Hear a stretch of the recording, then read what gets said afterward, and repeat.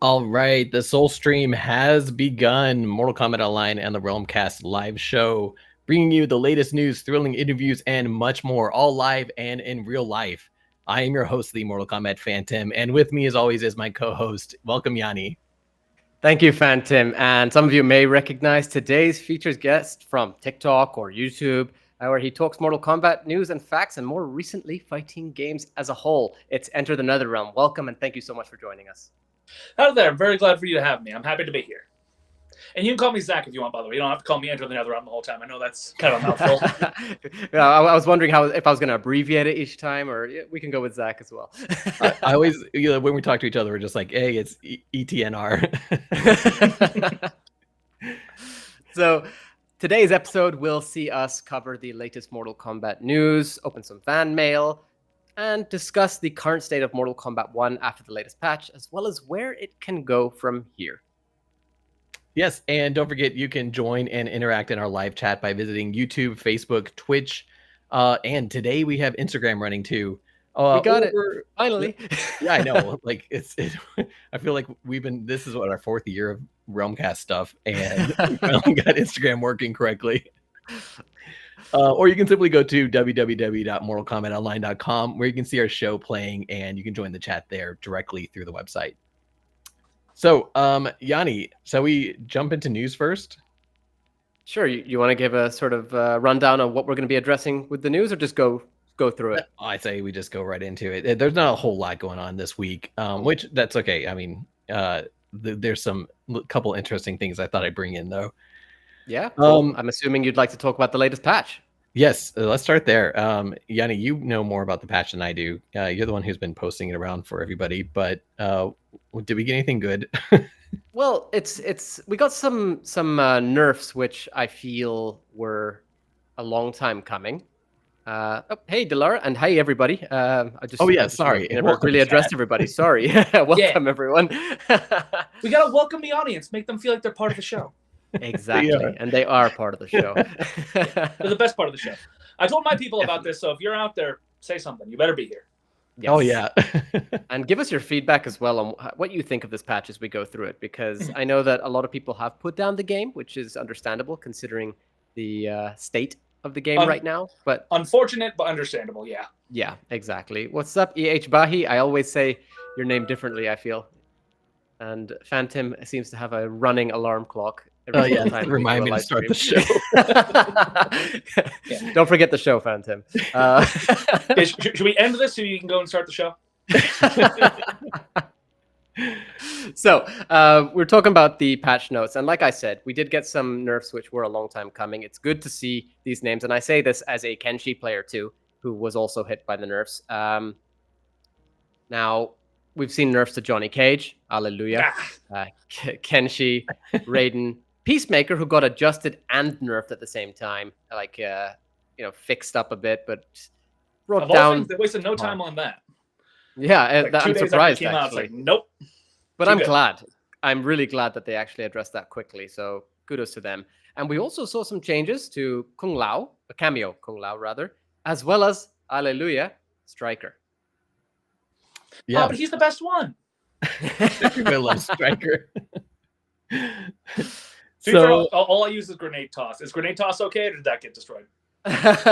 Well, funny you say that. It actually reduced the recharge rate of low grenade toss to match high grenade toss. So the recharge rate, rather, not the charge rate. So, I mean, it's a nerf. Wait, I thought you said they reduced the recharge rate. Reduce the recharge rate. So it takes longer. It takes longer. Yeah. Damn. And that seems to be the trend for most of the nerfs actually in this. So you'll see cooldown and reduced recharge rate for Kung Lao, cameo Kung Lao with the buzzsaw. Regarding Johnny Cage, I still feel like he does need a bit more changes, to be honest. He has been in a ridiculous place since literally like pre-release. I see you, Steve. Nerfing Cage is a disgrace. No, at least you admit that he is a war crime. I think he's fine. In fact, I think they need to roll back a couple changes personally. Really? Well, go through it. Well, tell me what you think. I'm curious. I just like the fact that Johnny Cage is at the top of the tier list because I'm a filthy Johnny Cage main. So anything that makes him better, I'm so happy many of with. those out there. Yeah. So here we see the impartiality of myself, and then Zach. Hey, if I'm winning, I'm having fun. So that's the important thing. That's definitely the approach many players seem to take. Kenshi himself has had reduced damage done on block by his ancestors' attacks, the spirits' attacks, and that was one of the main criticisms of Kenshi's strength, and that he could really chip you down. But I feel like this change, along with the previous change to his spirit taking hits, meaning that Kenshi takes hits as well, or at least the damage, is sort of putting him in the right place. Maybe he could potentially need a bit more, but I'm not sure. I've not played on Combat League for a little while. So Raiden, though, has had some chip damage reduced as well, which is good to see, because that was an entire strategy with Raiden. Have you experienced that yourself, Zach? Oh yeah, no, Raiden. Like ever since the game came out, Raiden's been one of the most like not necessarily one of the hardest, but one of the most annoying people to fight online because it's just like, the chip damage. Like you said, it's just you spend half of the game just in the corner, just trying to block as he's just going and going and going and going. And yeah, like you said, you could barely he could hit you like twice and still almost kill you with freaking all the chip damage he's doing. The irony of a Johnny Cage man saying this. Hey, I'm trying hard. But no, you are right. Fighting Raiden was actually quite irritating. And Zeke asks, honestly, what's your guys' consensus about the state of this game? Do you think it can be saved aside from the small boost to player count whenever DLC drops? We will be covering exactly that in this episode. Yep, So that's our main We're going to topic be today. addressing that in detail. I think we all have our takes on the situation. Yeah, I'm curious to see if we're all on the same page or not. Because even sometimes when this comes up between Phantom and I, we'll think that we're on the same page, and then he'll say something. I'm like, what? So I let's don't see how understand this why. goes. Why don't you like paying for stuff, Yanni? And of course, Peacemaker is the last one here, where there's auto block not enabled, which would allow unintended linked combos to force multiplier, increasing the combo damage multiplier on force multiplier. This one's a bit sad, but it had to happen. Eagerly cooldown after blocking ground air offensive, and beautiful bird bullet is now the same as when they hit or miss, 3 seconds, as well as a further eagerly cooldown after he assists during a shove, which is now 2 seconds, up from 0.5 seconds. So sorry, everybody who loved the bird. I've personally been playing Last Epoch, so I've been playing a Falconer with a bird as well, and it kind of hurts me, even though I'm not playing Peacemaker. But Why do I they think this gotta was mess with the necessary. best part of the character, man? Right, yeah, eagerly of all things. But yeah, I mean, to be fair, it makes sense. I played him a bit in Invasions, and the way you could just spam out eagerly was a bit much. I mean, to be fair, Scorpion, it's Invasions mode. It is Invasions, but you know, that does carry forward into online, but you're not wrong. Yeah. I like how Scorpion says, nerf Striker. I've got some good news for you, man. He was hit in this patch as well, as we've mentioned. Tony says my white guy squad is being attacked personally by the freaking devs. Phantom, you want to take this comment? Oh, which one? The Tony. It says the patch sucks. They watered down the cameos, and overall gameplay, the game sucks. We need buffs, not nerfs. I'm done, and I have over 300 hours, and I'm not a Johnny main. I got to ask now, who is your main, Tony? I'm actually curious based on that. Yeah, the 300 hours is a lot to put into the game. Yeah. And we'll wait for that answer. I do have a quick comment, which is how many cameos do you say had like increased cooldown times? Was it just Striker and Kung Lao? Yeah, Striker and Kung Lao. This patch specifically.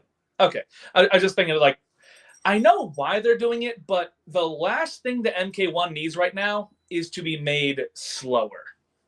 And so like, oh, we're gonna increase the cooldown time and stuff. It's like, God, come on, guys, come on. I think that's one of the things people are complaining about. I think it's more of a. It's a difficult position for the devs to be in. I think here because on one hand, you're right in that you don't want the game to become slower, but on the other hand, the people who are taking advantage of these two cameos are generally playing the characters that you're going to be seeing in this specific patch. So Johnny, Yeah. Kenshi, Raiden, Peacemaker. Now, personally, as a Kenshi player, I would be using Frost or Sub-Zero, but switching it up, of course. But a lot of people play Kung Lao specifically for Buzzsaw, and a lot of people play Striker for, well, everything. And so not nerfing these cameos would have enabled these specific characters to stay absolutely ridiculous. So it's kind of like an indirect nerf to those main characters as well. Mhm. So I see where they're going with it. I personally think it was actually a good decision. That's my take on it. But I get where people are coming from when they say, it makes the game a bit slower. Yeah. But we do have plenty of other cameos who could use some time to shine. I mean, we saw what happened with Cyrax until he was finally nerfed, right? Oh yeah. He was a menace. Cyrax Baraka was like that was one of those combos where it's like, I'm just gonna leave. Like, not even the match. I'm just gonna turn off my Put the control down, walk away. Yeah. I'll come back later when you're gone. Leaf 3 says Switch player right now. Hold on, let's I'm sorry. He says I can't get into Peacemaker on the eShop because it releases in like a few weeks, but I've already seen other people play with it. I haven't played Peacemaker, not because I'm playing on Switch, but the way that the PlayStation Store released it, it wasn't on the Mortal Kombat store, and it took me like a good solid 3 or 4 days to figure out I had to go into the PSN shop to download my Peacemaker. Man, what? I literally told you what to do. Well, 3 days? Yeah, well, I don't pay attention to you, Yanni. Yeah, I'm on Xbox, and my thing was I didn't get Peacemaker immediately either. But this has been the problem. I don't know if anybody has. I don't know if anybody else has had this problem, but for me, anytime like one of these big cameo or the new character whatever comes out, what'll happen is I'll download the update and then I'll turn on the game and I'll say, hey, you have it now, and then I won't, and then I'll restart the game, and then I'll restart the game, and then I'll restart the game, and around the 4th or 5th time I restart it, then everything's there. Yeah, that is irritating. That is really irritating. I don't know if that's just me or like I don't have to go into the store or anything. I just have to turn off the game 12 times. Maybe there's a certain number of times that you have to do it each time. You've just not figured out which one it is. Maybe they change it, or it varies each cameo keeps on our for each toes. character. No, I just realized Tony did answer the question. He says he is a Melina player. So yeah, fair enough. That's respectable. Yeah, I do respect that decision. So let's talk real quick about new characters, and then I want to talk about crossplay before we get into everything we got going on today. So as we mentioned, Peacemaker, we got Chameleon coming out, we got Chameleon already, yeah, and we got Janet Cage coming out. Anything really say on those guys? I mean, besides what we've already kind of mentioned, everybody seems to be loving Peacemaker right now. Oh, Peacemaker's great. I played with him a little bit. I played a little bit online with the arcade stuff like that. He's a lot of fun. Of course, the best part about Peacemaker isn't the part where you actually press the buttons. It's like it's the intro, the dialogue stuff. Yeah. Although criticism on that, he does. There's one line after one of his brutalities, which he also says in his victory screen. So it's twice. He's like, "Eat peace, mother," and then again, "Eat peace, mother," in a row, and it's just like, really, this was missed. Like this was allowed in. The little things. Yeah, exactly. But what about Chameleon? I'm curious for your take, chat and Zach, on Chameleon. Chameleon is fun, and that's the end of that statement. You cannot. I mean, there's probably freaking Sonic Fox or somebody could figure out how to use her properly. But I feel like the whole rotating thing, it's like it's a fun gimmick where you're going through arcade modes or playing with your friends or whatever. But if you actually want to try and go online and win matches, you don't even look at Chameleon. It's a fun concept, but it is not like viable. Mm-hmm. But I do have fun with her, See, but yeah, I agree with you. I think that this has an easy fix. Now, while I was testing Chameleon out, I noticed that her Melina and her Jade disguises, as they're called, rather than stances, would allow for an easy continuation of a combo. Whereas Kitana's fan throw, as far as I'm aware, I didn't test too much, but as far as I'm aware, would only lead to a combo extender in the corner. So I would literally be sitting there waiting for the cameo bar to switch from Kitana to any of the other two. And that's not a viable strategy online. Playing competitively or whatever, it doesn't feel good. So you're not wrong. Like that waiting around, it's a cool gimmick, and she's fun to play, but that needs to be addressed, in my opinion. And also, one thing that just does need to be addressed is Jade's glaive disguise, the glaive throw disguise, is pretty much Serena. Like, literally. Yeah, the more you play with the cameos, the more you realize that they didn't have. There's only so many things you can do. Like there's pretty much like 5 or 6 actual attacks or like movements, and they're just like shook up, and mixed between them. Like you have projectile, you have block, you have teleport, and then you have like a hit or a grab, and that's about it. And you just kind of shake it up between everybody. Like Galau and Mataro have teleports, and then Sub-Zero and Frost have freezes, and then all these people have projectiles, blah blah blah. But it's only like 5 or 6. It just depends on what combination you want, is what it really comes down to. I feel like Tremor was a great sort of innovative cameo character. It's more control with it. With him. I would hope that all future cameos take more from him than they do previous ones. As you're saying, with okay, it's a projectile, it's a grab, it's a pop-up. Okay, yeah, I see that. But then, I mean, if we go that far, then at some point we'll be criticizing the entire roster rather than just the cameos, So that is what sort of makes the fighting games. But I get where you're going with that. I think that they need to keep up. Like, I feel like Tremor set a very good standard for the cameos, in my opinion. It was a really cool innovation of a I like Tremor a lot. He's great. So... But I mean, then people are saying Serena. I love Serena. I love the character. But one criticism I would have is, firstly, she has 2 comma throws. Like this is where the creativity comes in. It's like, okay, one of them she's throwing her comma and it goes and it comes back. The other one she just throws it once. It's faster, yes. Okay, it has a brutality, yes. But there's some creativity you could attach to that. She could have done literally anything else, and we're seeing it again repeated with Chameleon Jade disguise. So yeah. And I think that but I'm commenting on Serena again every show. I think that a lot of that, like it could have been a lot more creative. Does apply to a lot of the cameos, and like what we were just talking about earlier with Janet. Like maybe this is a personal gripe of mine, but the fact that her cameo fatality is the uppercut is just like, come on, guys. Like, okay, I guess the classic fatality, but also it is everybody's brutality. Everybody has the uppercut decapitation, Yes. Yeah. You could have they could have done so much with there's a bunch of great Johnny fatalities. The triple uppercut, the glitch. Yeah, or just do the triple uppercut. They did the triple in MK11, and like the way they did it was so creative, and people loved it. Yeah.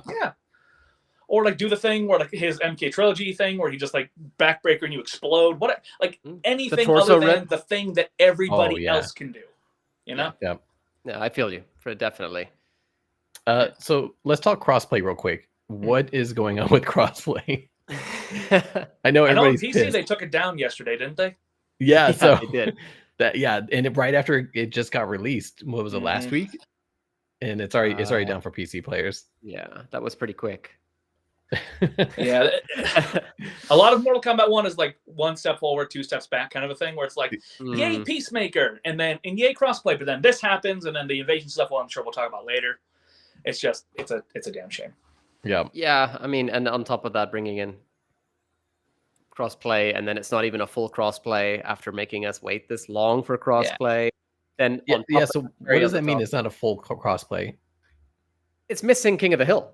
Oh, okay. Which is one entire reason that many people have been waiting for crossplay, so they can play with their friends in a group King of the Hill.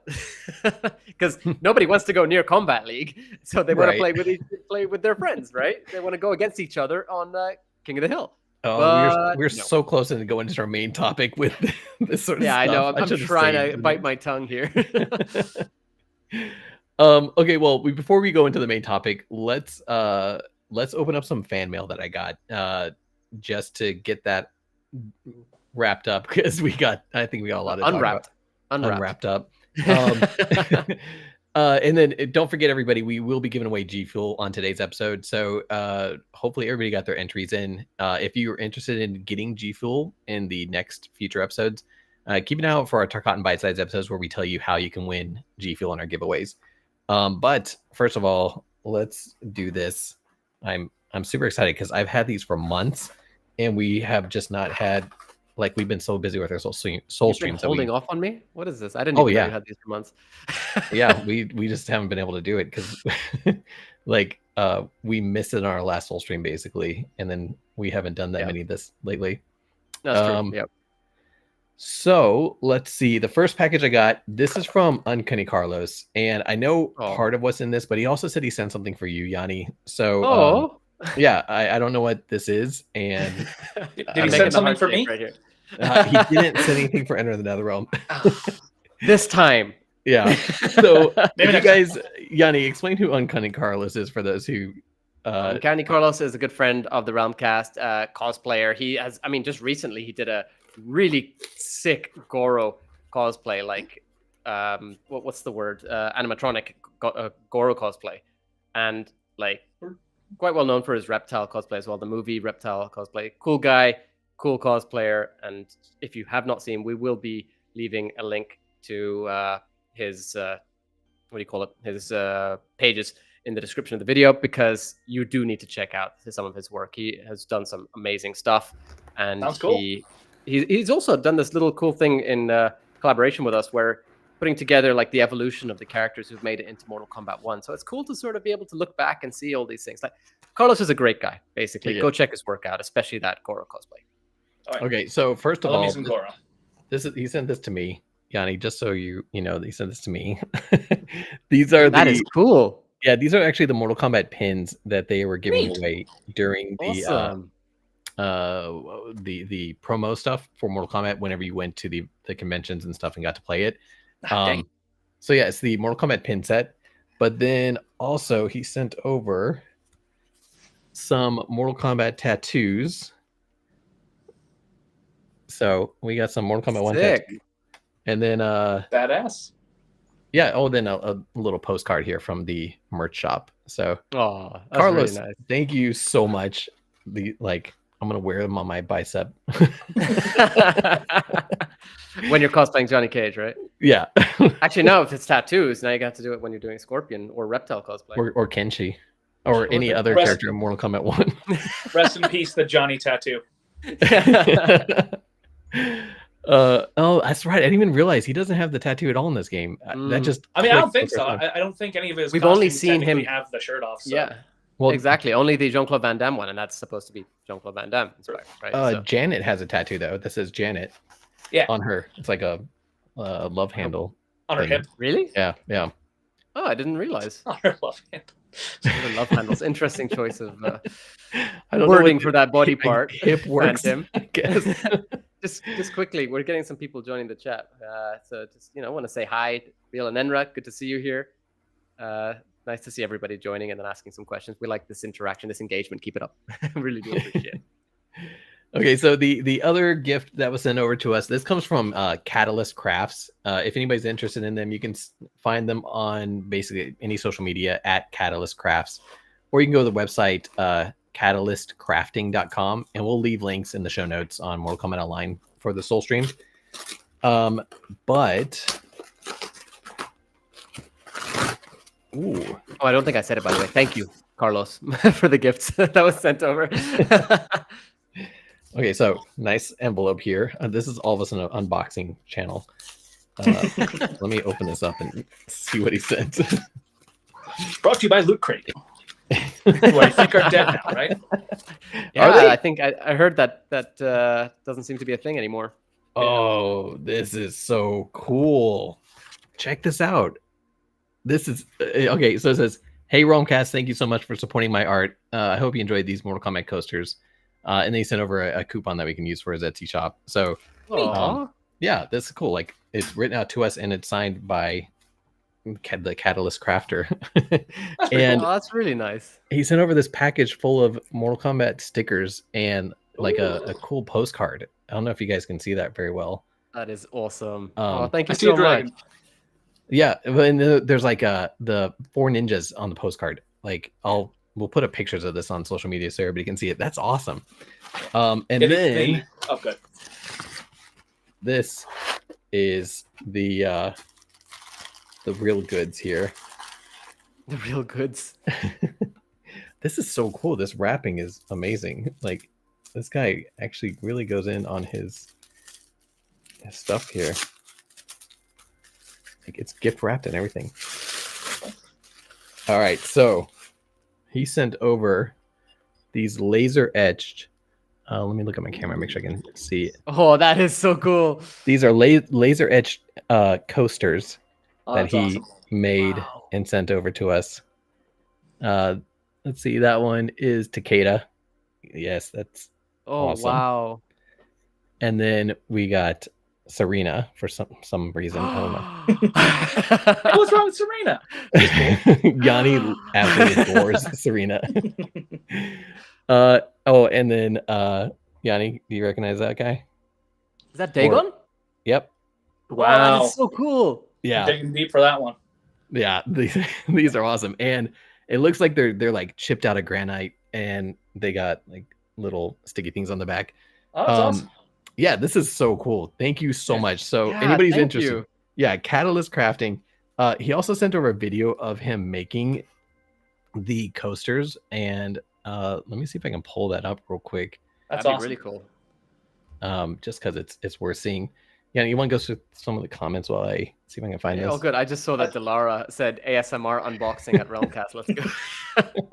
So I'll say the We're gonna need to Mortal talk Kombat really community slowly. has all kinds of fantastic artists. Like I got my wall has a bunch of art from my fans and people in the community. That is great. There's that's awesome. Yeah. I'm trying to get you like bigger screen, but I think Phantom, you have control over that, and sadly you're not. Oh, sorry. Here, yeah, right you now. guys don't want to watch me looking for this video. There you I go. said all kinds of stuff from my fans. This one's possibly one of my favorites, just because it's so Little Ermac, is it? adorable. It's Oh, Ermac. I love that one. You know, all this stuff is, and then you Who's might that have above? noticed down is here. that who I think it is above Ermac? That's Natara. And then down here, I actually have a snippet from the original Mortal Kombat movie film reel. No Oh, way. that's cool. Heck yeah. It's super badass. So that was like the one of the best Christmas presents I've ever got. It's awesome. That's so cool. Yeah. If we're looking to kill a little more time, I can grab something really cool for if you're willing. Go to for it. just a Go for second. it. Yeah. Yeah. Take your time. Delara's telling me I need to whisper for the true ASMR experience on the Realm Kast. Oh my gosh. So right here, I got Oh. official black dragon knife. Okay, that's sick. What is that from? Wow, that is really cool. Damascus steel That's with matching cool. sheath. Wow. Where'd you get that from? The knife was a birthday present from a friend of the family, and then where I used to work, there was a guy who did laser engraving, and he literally just came and was like, "Hey, I'm trying to test out this machine. Anybody want anything done?" And I just happen to have this on my desk. So this is one of a kind, custom for me, and this Wow. thing is awesome. I mean, that is beautiful. That is really, really nice. It's a I'm gonna need to sharp get a knife, too. Cento made now. Wait. No need to. Just don't worry. We're good. But yeah, so that thing is, I love that thing. That thing's so cool. That is really cool, and there's really some cool, things that you could get made in terms of like blades and just weapons from Mortal Kombat. So many cool options, and I think Phantom has the video ready. Yeah, let me show you this. He sent over one for each, and we'll post them up on social media so everybody can see. But Cool. this is just a quick process. I don't know how well this is gonna play, but yeah, it looks like it's froze. That's great. Loading. Yeah, it's going well so far. Let me see if I start over. If it'll. All right. Well, I'm sorry, everybody. That sucks. Well, we also have, let's see, I got this Natara right here. I got the Scorpion, just trying to kill time a little bit. while Phantom fixes this. Okay, here we go. We got Nice. All right.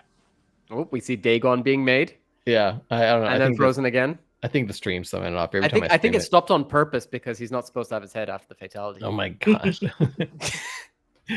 All right, so I'll post this on social media. Everybody can see him there. Yeah, definitely but get those posted though. That Yeah. looks so cool. It's pretty cool. I love the fact that Serena was sent over. Thank you so much. That's cool. That's All right, should I give away some Gfuel before we get started on our main topic? Yeah. Gfuel? Yeah. Okay, let's do it. So we have, for everybody who's been watching our bite-sized episodes, we have a lot of Gfuel right now.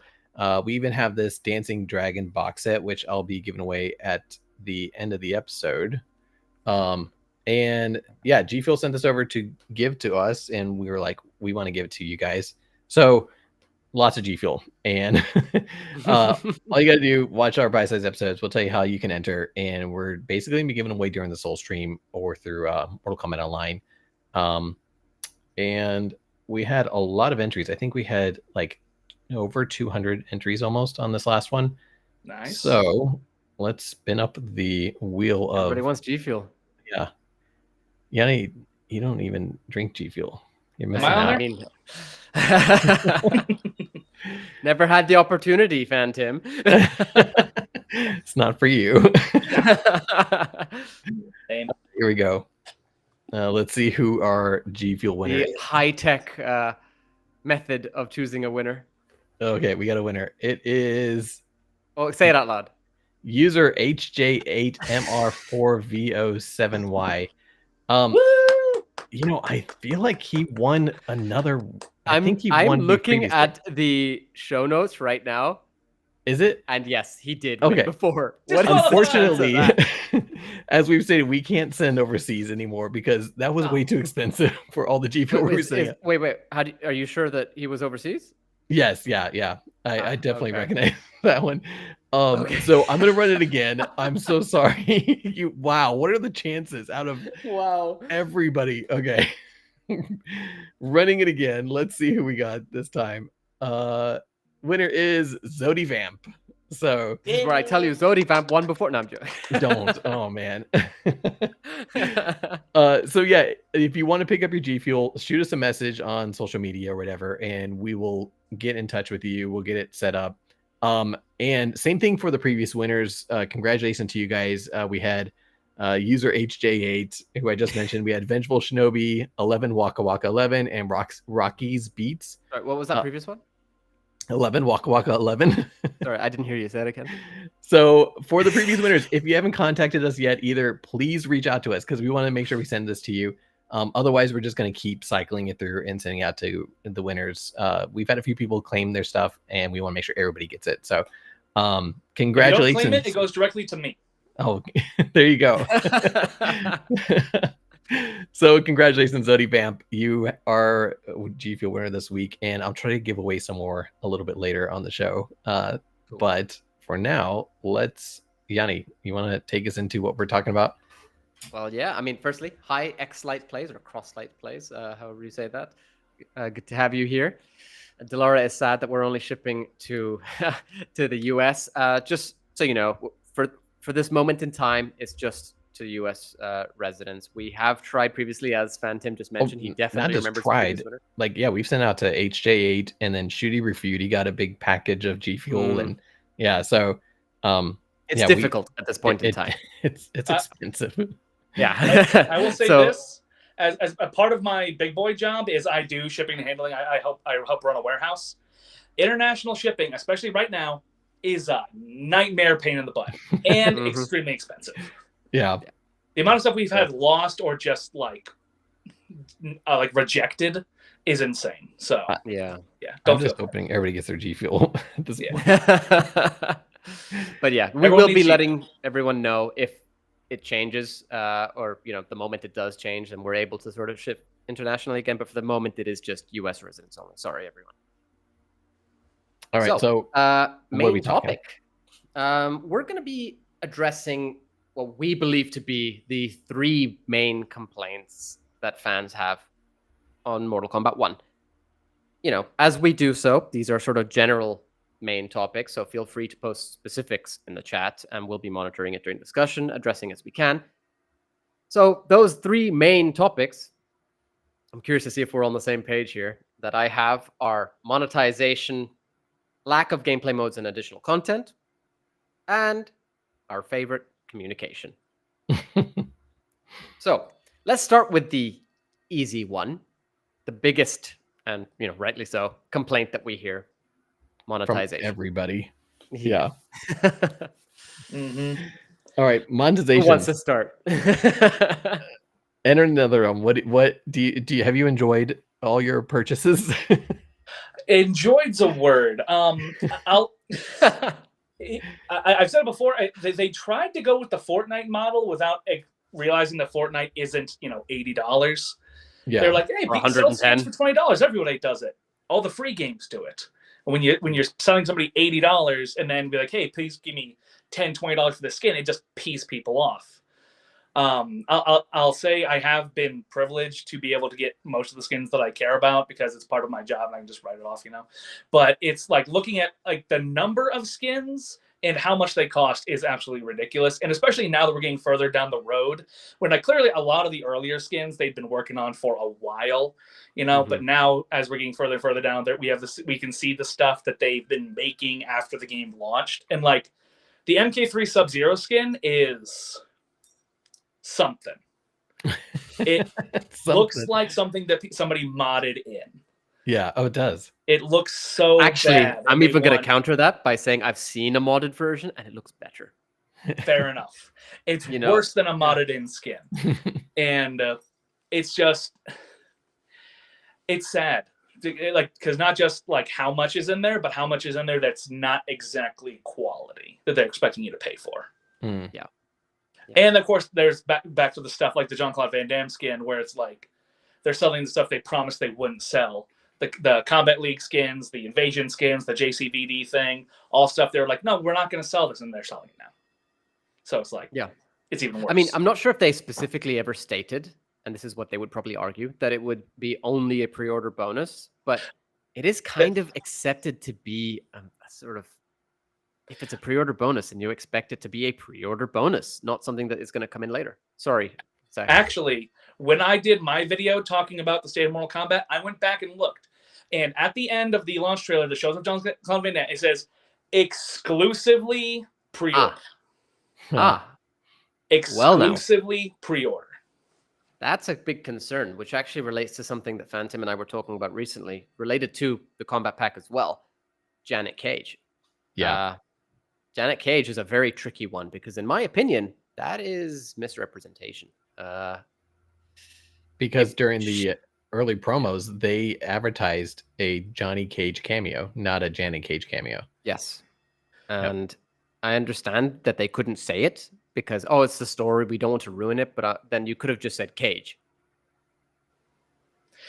This one's, I don't really have a problem with that one because I think it's like, because what would the Johnny Cage cameo have been? Just like the Kung Lao Scorpion, where it's like, it's Johnny Cage again, but with force bowls and stuff. Like, don't get me wrong, I'm with you. I like that it's Janet over Johnny. I definitely personally prefer that it's actually Janet over Johnny. I do. Yeah. But legally, that choice of wording can amount to misrepresentation. It can. Sorry, but that is the actual truth of the matter. True. If you are stating that you're giving something for a specific price, and then later on you change that to people who've already purchased it, and they can argue that this was an inherent term of that purchase, which it arguably was, then you have a problem. Yeah, I mean you're right, but I feel like that's one of those things where if somebody actually tried to take that to court, everyone's gonna go, come on. Yeah, it's like if frickin' Lay's has a 100% happiness guarantee, and then you try to sue them because you ate the chips and then you weren't happy. But that's called a mere puff. That at least in UK law, that's a puff. That's just sort of like, okay, yes, happiness, but you can't purchase happiness like that. In this case, it was a specific product, specifically stated to be that product, and to change that later. Like I said, I also get what you're saying, and I agree with you that Janet for me is a better choice. But it is a dangerous route. And I actually argue with you that if this did go to court as a class action, it wouldn't be so simple to throw out, in my opinion. It actually wouldn't be. It would probably cause more of a fuss than you believe it would.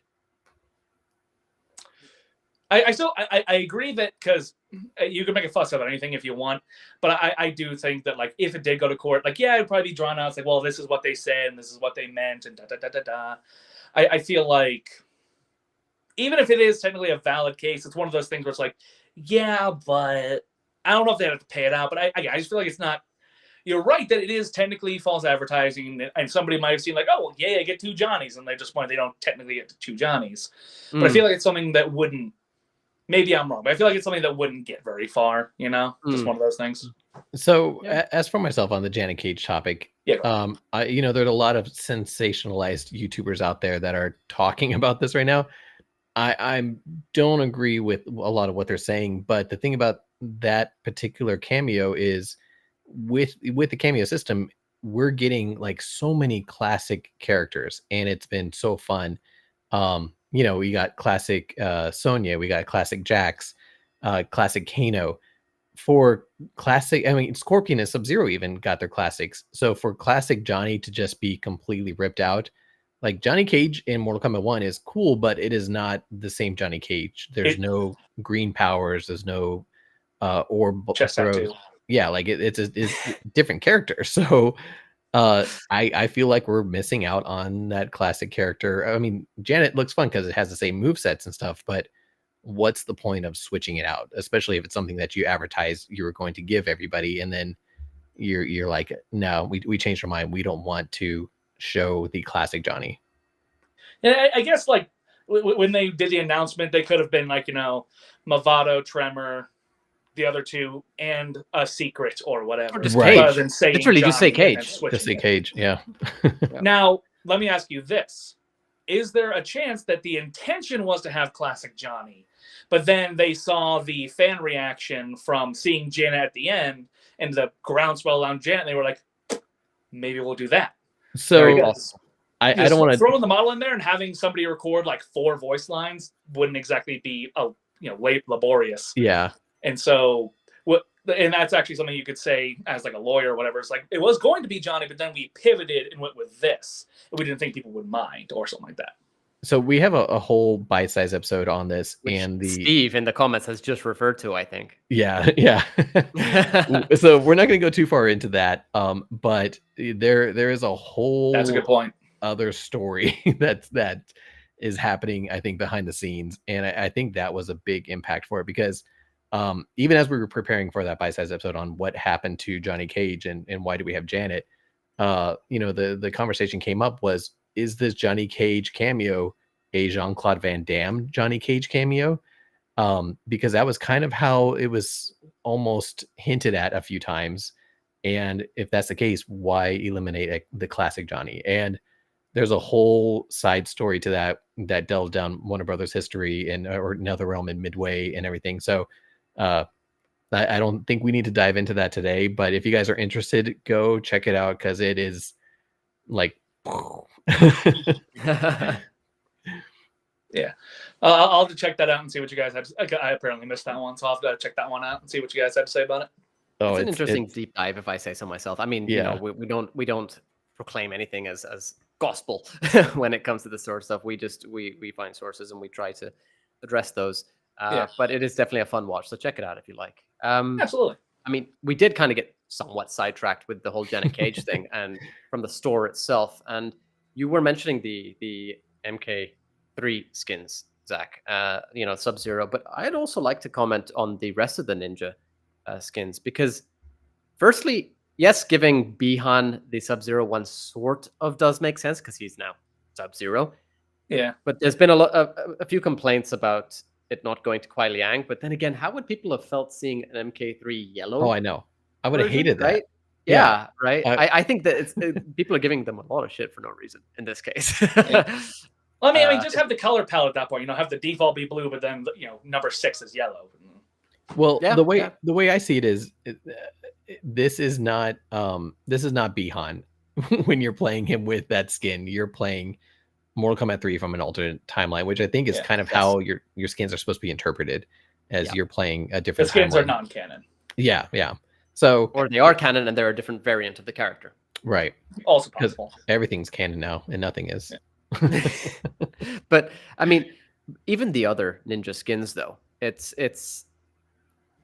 like, okay, I like the MK3 skins. Because I've saved up a bunch of Dragon Crystals from the beginning. I realized after I bought the Deadly Alliance Scorpion that was a big mistake because of the whole mask situation, the head situation. So since then, I've just been hoarding my crystals, and especially because of the pricing, which I do want to dive Zach's into like, as well. What head situation? I assume you didn't hear about Scorpion's head. I assume that what you mean is if you use that skin, you don't have a mask, even though the mask is like your only other customizable thing. It drove him crazy. That and also that it's flesh rather than a skull, which I can understand. But I don't know. To me, it's just, why didn't they just give him the Mortal Kombat Deadly Alliance mask, which is arguably the coolest mask aside from, I don't know, MK Deception, you know? Anyway. I think just because, like, Scorpion with the flaming head is a cool visual, but it can't be a skull head because they need eyes to pop out and there to be flesh there for x-rays and stuff. Yeah. So they kind of were like, eh. So if you're going to do that, then make that an additional gear piece or something. Don't make that the mask. Don't make that the entire skin. Because now I have a skin, which I love the shoulders down of, but I hate the head, so I'm never going to use it.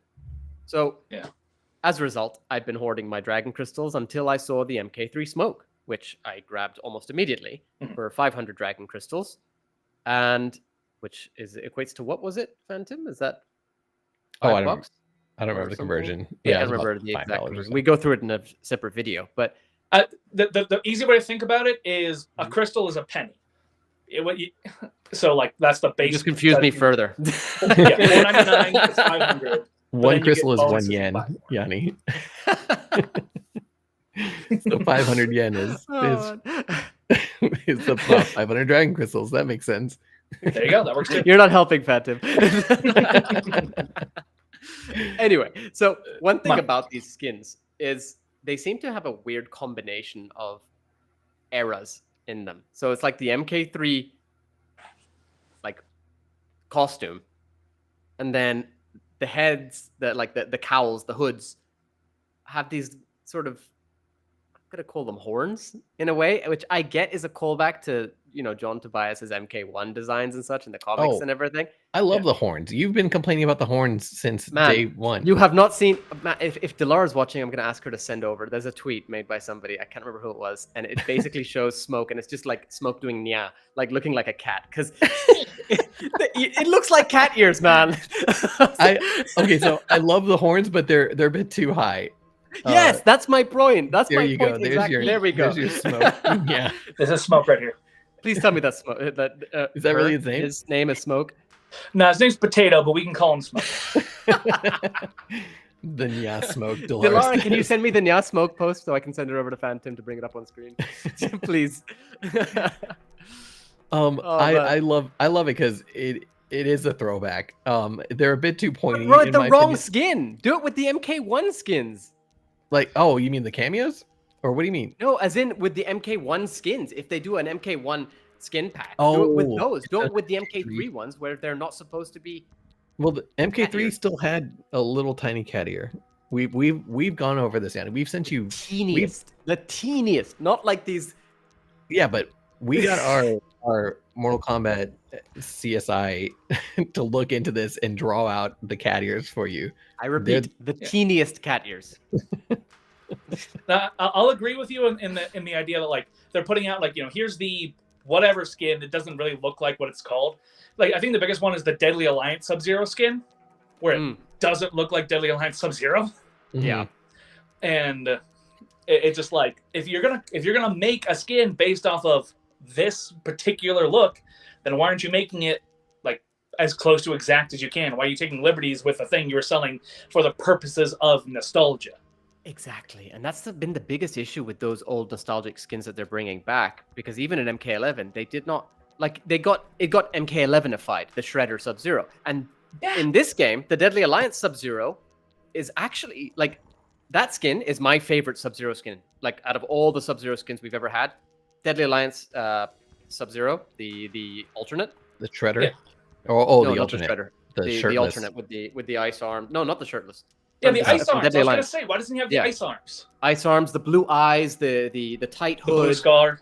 Yeah, everything like that's my favorite Sub-Zero skin, and it's just, how did you manage to ruin it? Like I didn't even bother getting it. I don't think I bought it either, partially because I don't play Sub-Zero, but yeah, it was just kind of a mid skin that wasn't what it's literally not what it's called. So I guess the question is, how do you fix monetization? Because I am not buying anything at all else because I already spent $180 on this game, and I bought a PlayStation 5 just to play it. I'm not spending any more For money. the record, chat, everybody watching right now, He tried to sell it in a group chat. Oh, I did. His I did. PS5. I tried to sell it with the Mortal Kombat because I was just gonna buy it on PC at this point. I was like, Oh, wow. PC has a great modding community right now. And Oh, I'm not a big PC player. I like console, I like the consistency, but man, I'm jealous. Like looking at all the like the freaking Freddy Fazbears and the Disney princesses and all the crazy crap It's people are so doing cool. out there. I'm jealous. I'm jealous. So how would you fix monetization? Because like I said, I'm not buying anything else. Like especially at these prices and stuff. I'll use up my crystals that I got with my deluxe edition or whatever it was called, collector's edition. Collector's edition. Yeah, but I'm not gonna buy any more crystals. So Warner Brothers, you're not making any more money off of me on this one. So how do we fix this? I think there's 3 things they could do. Sorry, was I interrupting you? No, go for please. it. Go for it. Yeah. I was 3 just gonna things say they I could found Dilara sent over one of the not the smoke picture I was looking for, but an even better one to be honest. So Phantom, if you want to just pull this up. If you want to put that up real quick, and then we'll go into the thing. This is so good. It's so stupid. All right, let's see. What in the world? Oh my gosh, I need to get this up. What's up on the wall? He wants to see. Okay, let me share this. Potato definitely needs to see this. This is the Combat Kitty's little brother, by the way. She's over there somewhere. Wait, this is the Comic Kitty's little brother. There it is.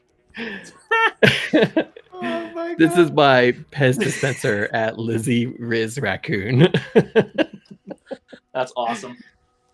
Yanni, this looks like you're kind of smoke. What? See, wait, no. I think we just tapped into something. How do you fix the monetization store? Yes. Cat girl ninjas, Catboy ninjas. Oh my gosh, that's it. Make Don't- all the money. Don't We've tell got the Warner Catboy Brothers that. Ninjas, and to be fair, they got our money now. Mm-hmm. Yeah, don't tell Yeah, WB that. it's They'll- everything. that's Oh, gonna God. happen. No, that was too good. So anyway, Oh my but gosh. Steve says where there's smoke, there's Nya. That was worth it. Sorry, Zach, you were gonna say something before we brought this up. All right. Three main things I feel like would help. A, have it be so you can earn dragon crystals. Oh, yes, you can. Yeah, there we go. I'll put 900 hours into mastering one character so I can buy one skin. Fantastic. Number 2, higher quality. Because, again, like some of them are really, really nice. Others have significant problems, especially lately. Again, and some of the MK3 skins, the thing, the Scar, blah, blah, blah. And then number 3, I don't remember now because we got distracted by Catboy Smoke. I like Price the and idea. cost. The fact that it's $10 per skin per like premium skin is insane. Yeah. And it's just, again, Fortnite is free, so they can get away with $10 per skin. Mortal Kombat is $80, you know, Or 110. or 110 depending on the the entry fee minimum is like $80 if you incorporate tax and all that. So just have it so you can earn crystals, have them be a little higher quality, and make them a little bit cheaper. And I think that people would feel less bad about it. Oh yeah, like even just a little bit cheaper, people would buy them. Like Kind of like what I we're said being- about the holiday fatalities is if the Halloween fatality had been $5 instead of 10, I bet there would have been significantly less hell risen. Oh, I got you one better. Sell it for $4.99. Even better. Even Yep. better. See, and now this is actually the part that concerns me the most. If you notice that you guys aren't saying don't sell these things, instead you're saying change the price, and you're even saying a price that, in my opinion, is still quite high. I get that these take work to make them. I do, but at the same time, I'm sorry, selling a seasonal fatality should be a gift, in my opinion, rather than being priced. And then on top of that, on top of the, you're mentioning it's not Fortnite. It's not a free game. This thing costs 80 and up. To charge this much, I'm all for supporting the game in the future. I truly am. I really am. But at the same time, if you're going to be selling further expansions and then skins on top of that, and these skins are priced at this level, that is absolutely ridiculous, insulting. And if you're going to do that, even at least, and I'm doing it again, I'm lowering the bar here, which is a shame, but at least make sure the skins are of a higher quality. Yeah. Not like this MK3 Sub-Zero. Sorry, but it could be a lot better. Yeah. But I think I'm just trying to be reasonable because I know it's like, unfortunately, the idea that, well, just give away all the costumes is not going to happen. You know, obviously it would be way better is if all of the costumes were just unlockable. That would be way better. There you go. It's not going to happen, you know? But and like, I agree. Like, realistically, the fatality should have been free.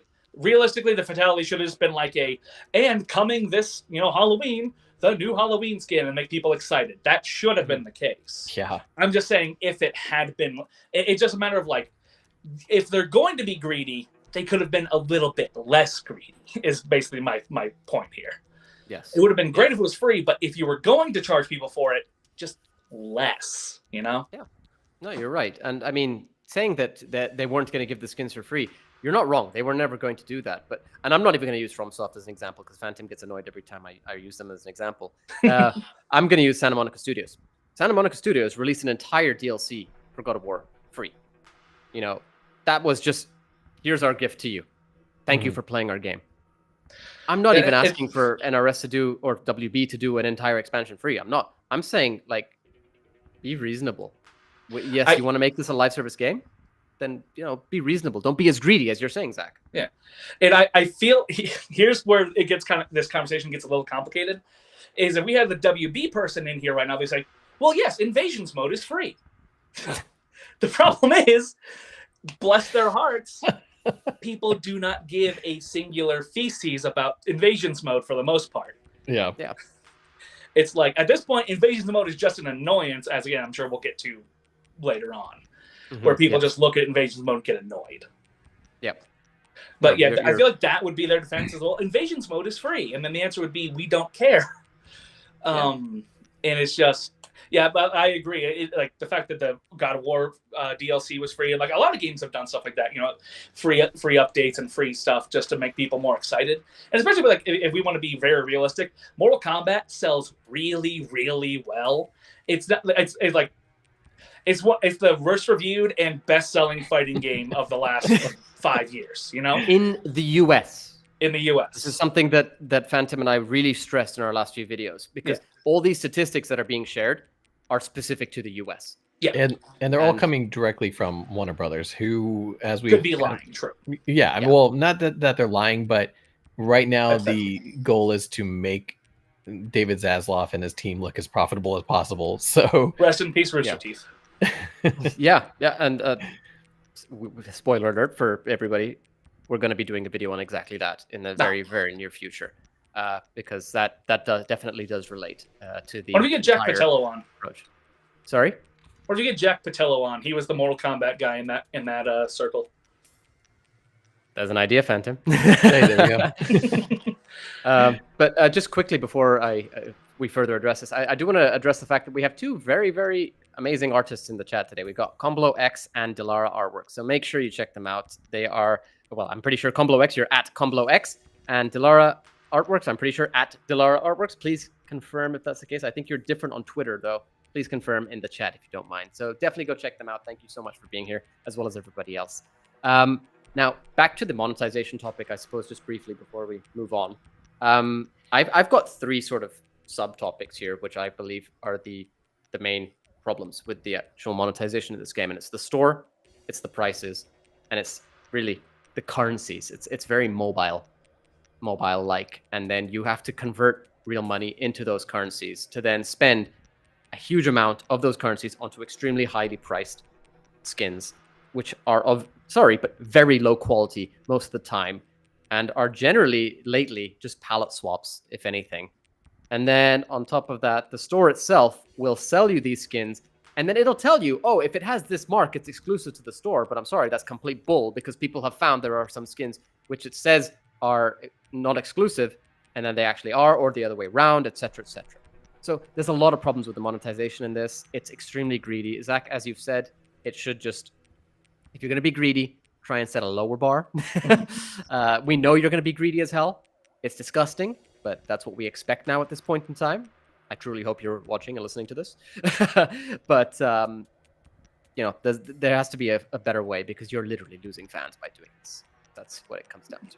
Yeah, I've heard from a lot of people in my community. They're just like, I haven't played since Omni-Man came out. I haven't played, since like the first 2 weeks. I haven't, like, a lot of people in my community have said, I dropped Mortal Kombat 1, and this is a big part of it. Is like, it's really a shame. It's so sad. Especially go back to the Halloween fatality thing. The holiday fatalities. A lot of people who are like, whatever. That it was like a personal insult almost. Yes. It's like, really, exactly. Really, you want us to pay for fatalities? And like, I think here's what it is. Mortal Kombat 1 has hurt the fans' feelings more than any other game. Like 11 had monetization controversies and problems, but there wasn't the consensus that like the fans' feelings were hurt that I'm kind of getting with MK1. Yeah, no, you're not wrong. You're not wrong at all. Yeah, I mean, in an ideal world, we would go back to like a 3D era model where all your skins and stuff are unlockable, but it doesn't leave a lot of room for expansions and stuff like that, and which is sad because the whole gaming industry has changed now. I hate so much how monetizations factor into it, but I do like that idea of lowering the prices and making the in-game currency something more attainable. Like I think a lot more people will be playing it because a lot of people like to play dress up with their characters.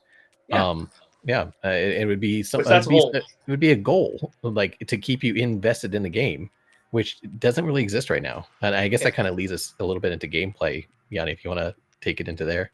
Sure. I mean, we've already touched upon it very briefly.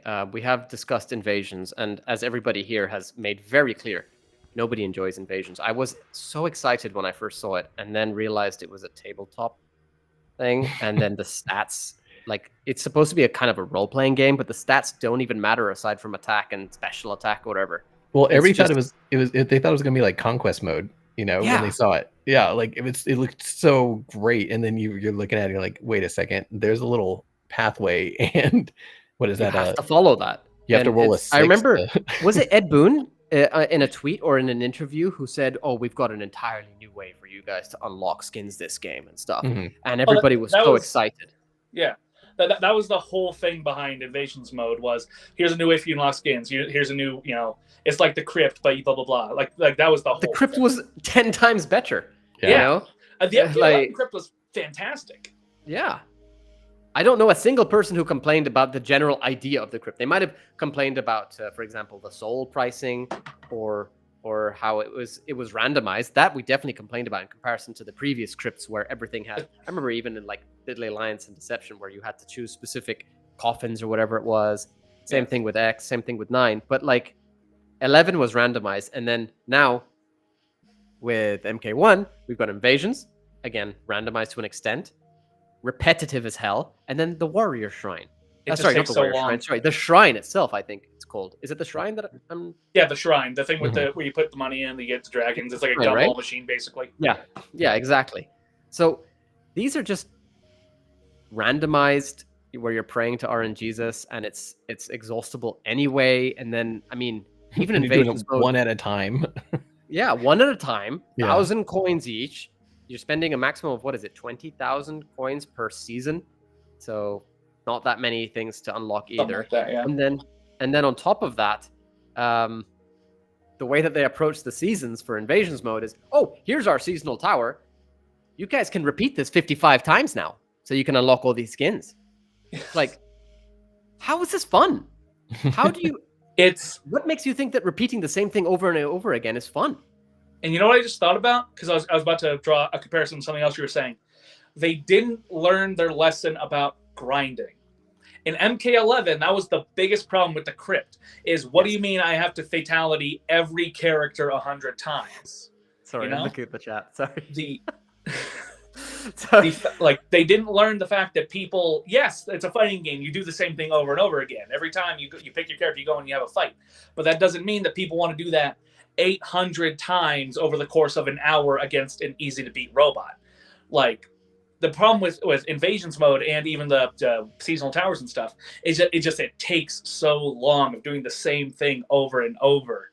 And there's a point where you kind of just like freaking cross-eye and zone out and just autopilot it. I Well, think I have my controller here. Let me show you what I was showing, how I work with my season.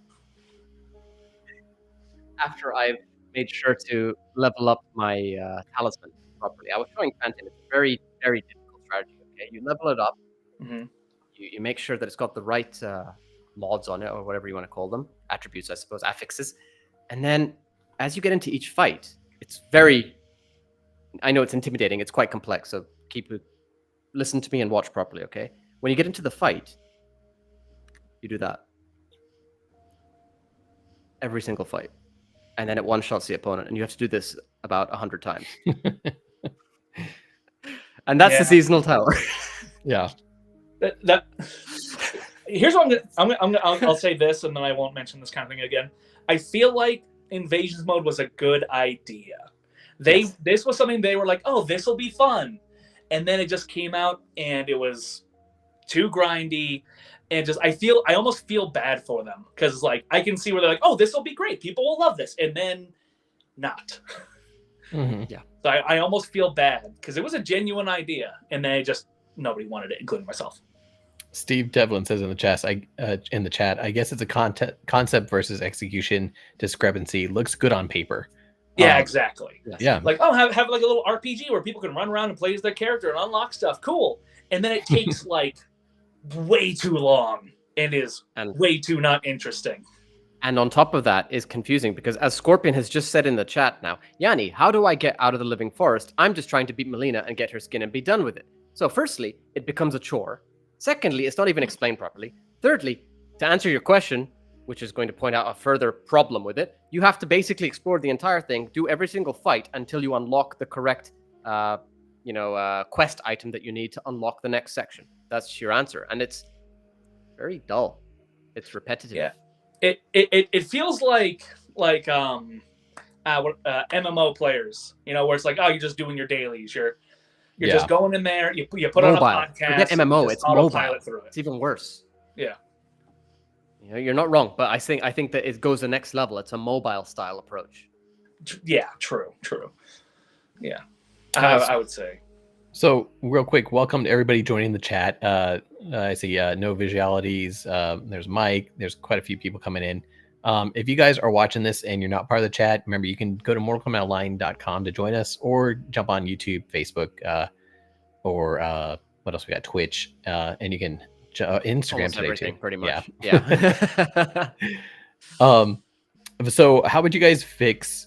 Let's just go into invasions. How would you fix that at this point? Is it make fixable? It shorter. Yeah, each mesa should be half as long, probably. And then again, it kind of goes back to like, I don't know, because there's a lot of the fights. It goes between this is super annoying and this was so easy I didn't even realize that the fight finished, right? Or it's like you just go in, do one combo and they're dead. Or there's some BS where it just takes 15 minutes to just get through it, because it's just some, like, you can't jump and the floor keeps getting electrified, or they're invincible and or whatever, right? There's just all kinds of annoying, way too long taking stuff mixed in with stuff that's way too easy, Mm-hmm. Yeah. And I feel like trying to find some kind of balance there, where it's like, because obviously if everything's too hard, it'll take too long, it'll be worse. But if it's too easy, then it's, why are you even bothering, right?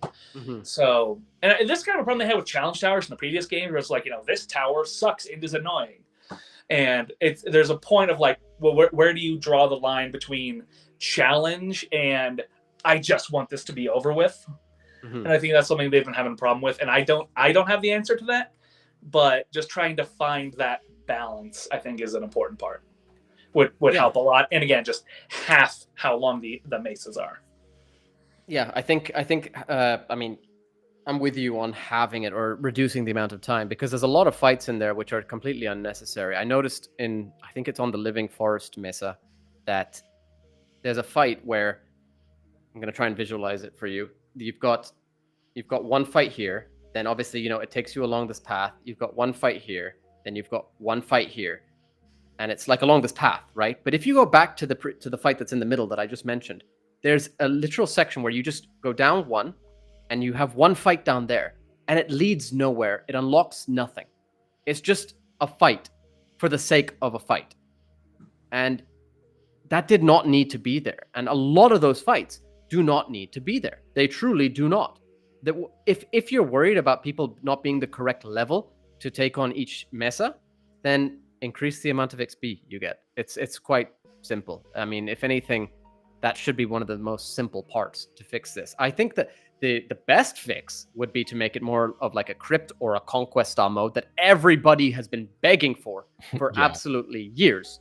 And instead, oh, hey, they gave us the answer. Let's do something else entirely. Idea was there. Idea sounded cool. But as Steve Devlin said in the chat, it was not executed properly. The best way here, I agree with you, Zach, is to somehow make it shorter, because right now it feels like a chore. And that really correlates a lot with that interview that Phantom and I mentioned quite recently on, I can't remember which article it was, but it was basically that they want as much Mortal Kombat in your face as possible. So what they do is when there's a new season, as much content as possible is thrown into your face, even if it's repetitive, because it forces you to keep thinking Mortal Kombat, which is not the way that Mortal Kombat fans want to be thinking about Mortal Kombat. So, yeah. There's so many comments coming through that are basically like, make it open world, make it open world. And, yeah, I'd be happy if it was get rid of the board game thing. The board game thing is cute, but if you're going to do a board game thing, make it more like a board game, because right now chess combat. Yeah. No, I thought you sneezed. I said, bless you. Exactly. I mean, making an actual board game, like this whole the way that you go from fight to fight to fight, it's just so boring. I don't want to I love playing Mortal Kombat. I love fighting in Mortal Kombat, but the invasion should be something different. If I wanted that, I could just go to a tower and do a tower. So make it open world, and you could even have the occasional fights pop in like the old Final Fantasy style where you can't even control it. That's fine. But you got to do something different in your Mortal Kombat game, and Invasions is not different. It just makes it feel more repetitive and makes it feel more grindy than ever before. So it's got to change. Yeah, it does. You know what I just thought about while we were talking? You know what Invasions mode should have been? Invasions mode should have been Onslaught, the mobile game. Yeah. Oh, yeah. It should have been like this little narrative-driven thing where you go into an area, you fight a couple people, you get a cutscene, you pick a path, you fight a couple people, you get a cutscene, you get rewards. That way it would be a lot faster, and there'd be like more to it rather than just a cutscene at the beginning, fight 800 people, cutscene at the end. It should have been Onslaught. Now, I'm not saying necessarily like the team fighting thing. I'm just saying like the concept. Yeah. Yeah, and that would have kept you more engaged in the actual story that's happening in Invasion mode, because I don't play Invasion all the way through to figure out what happens. I'll just go look it up on YouTube, because it's just, I'm like, I'm so bored of this right now. And I quite like the stories, for the record. I think the stories are additions. awesome. I truly do. The Scorpion one's great. Like the whole multiple, like he's trying to find Harumi, and then we get Harumi Scorpion and all that. That's cool. I like that stuff. Yeah. The problem is getting to those points. Yeah. And I mean, that's the biggest problem. And I think actually the biggest keyword out of everything that we've all just said came from you, Phantom, which is engaging. The gameplay is not engaging. It does not respect your time. And that's something that is a huge issue with Mortal Kombat 1. So we have Invasions. That's the main single player content, which is one of the biggest issues of the game. There is no real single player content.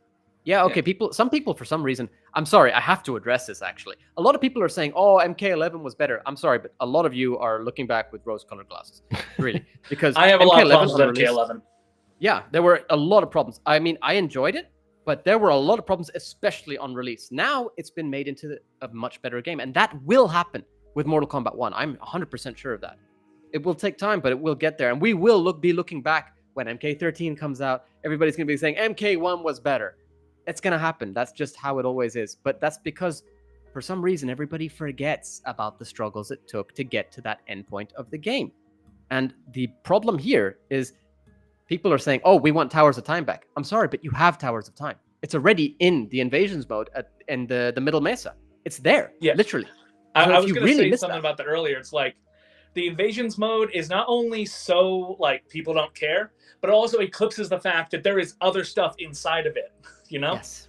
like people don't want to scroll down and click the invasions mode button to get to the other stuff. You know, like I feel like if there was like a shortcut on the little single player part of the menu that just took you straight to the towers, that might immediately change some fan opinions.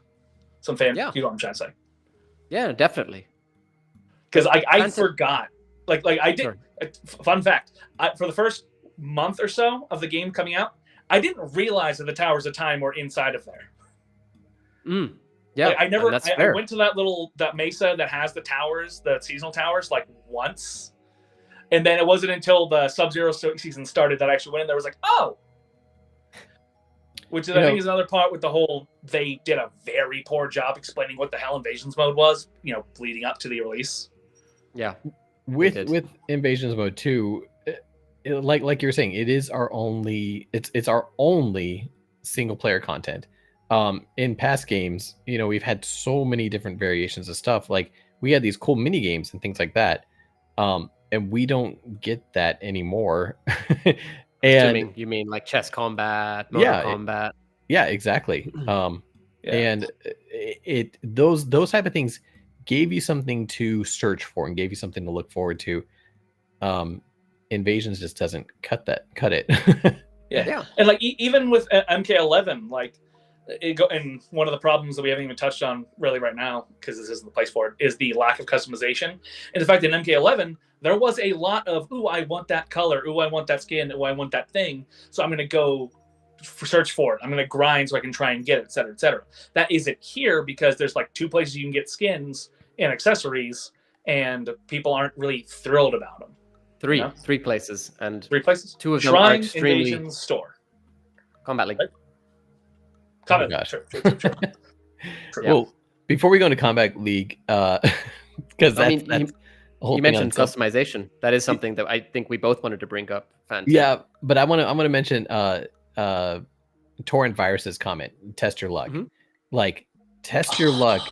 Mortal Kombat 9 Test Your Luck was so cool. That was amazing. Dude, that is one of the biggest things with this game, and yeah, it might change moving forward. Because there's always that, like whenever we talk about problems with Mortal Kombat 1, there's always that little thing in the back of your head as Ed Boon was like, oh, we have a big surprise for you. Is that big surprise nothing, or is that big surprise Mortal Kombat 1, 2? Where it's like, now here's the thing, here's test your luck, here's chess combat, here's create a character, whatever. And just looking back to old games, it's like MK1 has so little when compared to itself, and there's so much they could add in that I'm not a video game developer, but I feel like it wouldn't be that hard to add in, especially with the budget and time that they have, that would have made people happy. Like again, test your luck. Throwing test your luck in there would have made just instantly people happier, because it's just that warm feeling in your chest. I can tell you a problem already with test your luck though, and Go ahead. This is something that I can 100% see NRS or WB responding with if this comes up. They'll say, oh, you like test your luck? Then you'll love Invasions, because Invasions is basically modifiers which are test your luck. And but you can't do it against your friends. You can't do it against your friends, but on top of that, the modifiers in test your luck were not annoying as shit. True. That's what it comes down to. Like, it was fun. It was funny. Invasions is like, oh, this screen's going to give you an epileptic fit right now. Yeah, and the biggest thing with Test Your Luck is also that nobody took it seriously. Test Your Luck is like Mario Party or whatever. You don't go into it thinking, okay, we're gonna hold a tournament for money and we're gonna try really hard. No, you go into it with a freaking couple of beers in your stomach, and like, our arms are flying off and we're bleeding rainbows and we explode kittens or whatever. Right? It was just dumb fun. Exactly, and that's what's been lost with the modifiers or the consumables in MK11 and the modifiers in MK1. It's just irritating. Like I'm in the middle of, for example, like let's just say, because it's Invasions, you have increased damage. I'm in the middle of an 80% combo. I'm basically about to one-shot the opponent, and then what happens? A random Melina Sai flies across the screen and literally 100% one-shots me. And then I have to restart the entire thing, and I'm like, how is that fun? There's 2 kinds of modifiers in Invasions mode. Super annoying and neutral. Yes. It's either I hate this, or I barely notice it's there. Yeah, exactly. And that's obviously not a good balance. No, not at all. Test your luck would have been so much more fun, in my opinion. And man, just get rid of these modifiers. Just let me fight normally, bro. Why is that so difficult to do? Why do I have to beg to just have a normal fight in a fighting game? Yeah, I guess they would say, well, go online or play the regular towers then. I don't want to play against toxic people, and the towers don't unlock shit for me, you know? So it's like there's... Yeah, no, you have all these responses, not you. I know you're just acting as them, but it's like... It's these responses that you hear online constantly with fans hating on each other when everybody has a valid point. You can praise the game, you can criticize the game. You both have valid reasons for doing exactly that. There's no need to defend the multi-billion-dollar company. They do not have your best interests at heart. Criticize the game to make it better. WB's not going to blame you, bro. We recently had a comment on one of our videos, and it was like, go play online, get good, basically. Play Combat League and get good. And the thing is, I enjoy playing with people at my house. Like, I enjoy having people come over and getting good on them. Like, it's more fun to smack down your opponent in real life. And the offline content for that, or the single player content, which that is kind of a single player mode, it's just a versus, it's just not there. And that's what Mortal Kombat was based on, was this isolated like versus mode, and that's all gone at this point because it's all online gameplay, and it's not that versus one-on-one competition like it used to be. Yeah. Yes. And kind of what you just said kind of goes back into what we were talking about previously, is what was Mortal Kombat built on? Like, originally, like, obviously, like, arcade era, it was the 1v1 experience. Mm-hmm. And as time went on with chess combat, the crypt, conquest, they also started leaning really hard into the single player content, the stuff that you do outside of just regular fights. And MK1 is lacking in both of those places. Yeah. Which so you're right, and it sucks that it's lacking in both of those fields where they used to excel, where they used to be known for, if that makes sense. Yeah, no, I mean it's definitely taking steps backwards. You have this specialization, and then suddenly you just make it worse. You've lost that skill, that part that everybody gave you props for, and now instead it's the opposite. And it's just how do you take those steps backward? There's a lot about MK1 which really reverberates with what you've just said. MK1 should have improved on things from MK11. Instead, they've gone backwards with many things. Yeah, and it feels kind of like, in terms of like how the game is built and what's included, it feels like that the chronology should have been 9x111, because in terms of like what we got, if this had gone from X to this, it would be like, oh, cool. For the most part, there'll still be problems, but it would be less. People would be less critical when you look at 11 with how much 11 had, and then you go to 1, and it feels like you set a step back. Yeah, definitely. I mean, that raises the question about other modes. I mean, we have Warrior Shrine on the list, Fan Tim. Do you know what Warrior Shrine is? No, nobody does. Exactly. It's not out. How is there a mode that has literally not been referenced once by the devs since the game has come out? They did. How is that a thing?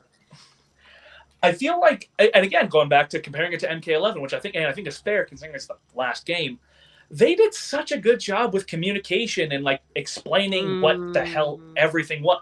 Mostly.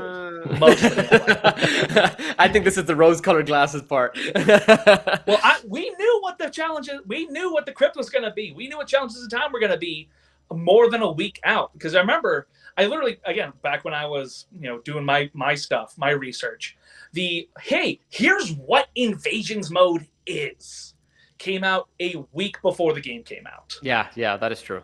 Like 8 days before MK1's release, everyone assumed, with not including the leaked Brazilian cover art, everyone assumed that we were going to be getting a crypt because we've been getting one since 9.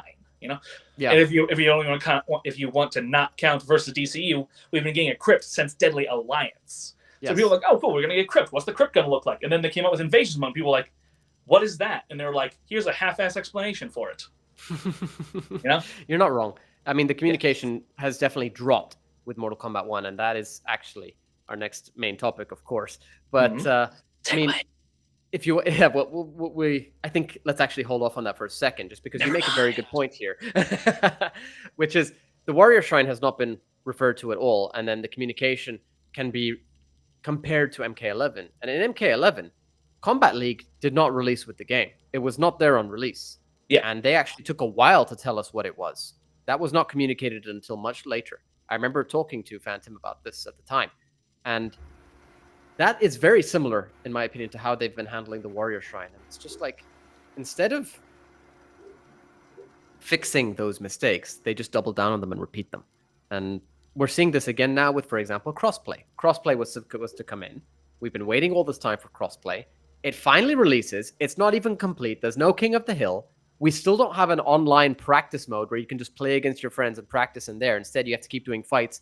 And if one of you runs out of health, sorry, you don't get to practice that combo again online with latency. I don't know. It's just the gameplay, the modes, the communication doesn't help with all of that. The further we get, the more it feels like the game wasn't done. You know? The more like, oh, we're adding in this, we're adding in this. It's like, why wasn't that there at launch? You know? Exactly. And even the little stuff like Invasions Mode Season 1 versus Invasion Mode Season 3 is like, why did a lot of those problems with Invasions Mode Season 1 exist? Why did they think it was okay for you to casually stroll 500 miles through the Invasions mode? Why wasn't there a run button from the beginning? You know, just little stuff like that. It makes you look at it and go, this wasn't done. You know? Yeah, no, you're definitely right. Phantom, what's your take? You know, I guess the question is how do you fix gameplay and additional modes? yeah. I mean, the game needs to have more to it, and that's such a weird thing to say about a game. You know, like Mortal Kombat 1, Mortal Kombat 2, they're fighting games, and but the thing is, as fighting games kind of evolved, Mortal Kombat kept its stance because they included so many different like hidden Easter eggs and stuff. Even Mortal Kombat 11, looking back on it, like there were Easter eggs that were solved towards the end of its time frame. And the shooting star in the Towers of Time. Yeah, like that stuff's cool. We don't have that in like Invasions.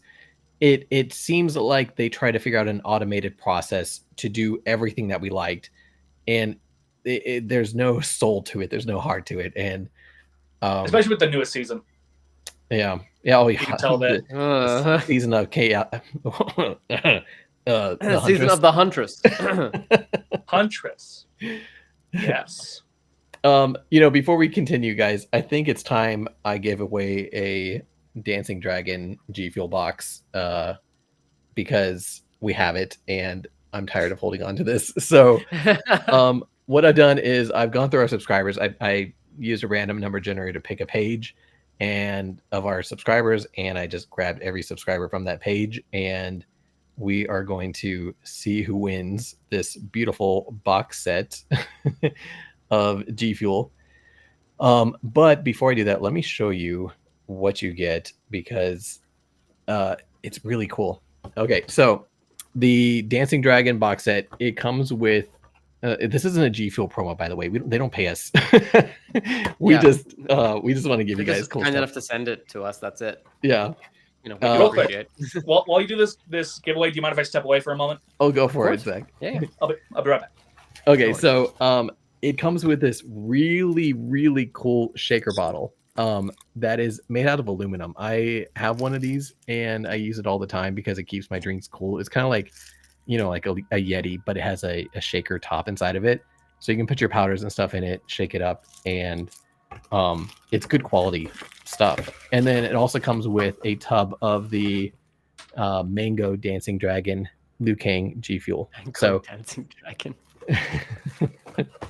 I mean, that's what flavor Liu Kang tastes. I love it. I love the naming system. It's like a spicy mango. Have you ever So wondered what Liu Kang's animality tastes like? It's mango. I was wondering what you were gonna say just now. Oh, do you wonder what Liu Kang's dragon tastes like? Look what Steve wrote. If you eat Gfuel from the tub, it may tweak you out enough to get through invasions. Yeah. Yep. If you want to win Mortal Kombat 1, Gfuel. That's their motto. Okay, so I'll go ahead and do this. Let's see who won. Like I said, this is completely random. All these names on here. So if you win, please reach out to us, or else we'll just run it again on the next Soul stream. And he still won't give it to me. No, you're not getting any G Fuel. All right, let's see. The winner of the Dancing Dragon box set is Andre Broa. So thank you so much for subscribing, and we will reach out to you or reach out to us, and hopefully we'll get a response so we can send you reach out to us, just to clarify, so that we can get it to you. Well, I'll try to tag him in a comment or something if I can. So there we go. And then we do have more G Fuel tubs. So if you want to win G Fuel, keep an eye on our bite-sized episodes. Where we will announce how to win. Because I have like a whole box full of G Fuel right now. Literally a box full. It's cool to see how keen everybody is on getting some G Fuel. Oh yeah. I mean, we like giving it to you guys. So Raleigh at 212 says, I said thanks for my prize. Yanni, is he on our list of winners? I don't believe so. I mean, not this time. Yeah, but next time. Yeah, seriously, we got a lot more to give away. We might do another one before the show ends. So thank you everybody who is subscribed and everybody who leaves comments on our videos. We appreciate the interaction. We appreciate talking to you guys. But with that, let's talk about the last. Let's summarize how we'd fix it. I suppose go first, because we never actually addressed that. I don't know. My take on fixing the gameplay, additional modes and such, is either crypt extension, fixing up invasions in some manner. We've given options such as shortening the amount of time it takes to get through it, halving the number of fights, maybe adding a test your luck mode. Just add different modes: puzzle combat, chess combat, motor combat. Give us stuff like that. Tag team, even. You have all the tag team, even a cameo fighting mode. Let me fight as Serena. If Mortal Kombat 1 doesn't have tag team by the time that its life cycle is over, I'm just gonna be like, what were you guys doing this whole time? Like it's all there. It's basically a weird version of tag team. Yeah. Yeah, that would sure be crazy if we got tag team and cameo battles, if that was a thing we got. Oh, cameo battles, that would be cool too. I didn't even think about that one. I was saying, I'd love to play as Serena. That would be awesome. Yeah. That'd be cool. That would be super cool. I still hold out hope for Serena being a full character, but I'd still like to play as her as a cameo regardless. What season of Melina? I don't remember those colors. It's been quite chaotic, hasn't it, Combo X? And so for those of you guys who aren't familiar with what's going on with Season of Huntress, we do have a full bite-sized episode on that also. And Enter The NetherRealm, I think you've covered it a little bit too, haven't you? Yeah, I have. I don't know what they're doing. I feel like there was I don't think they do either. It's almost feel like Season of the Joker or something.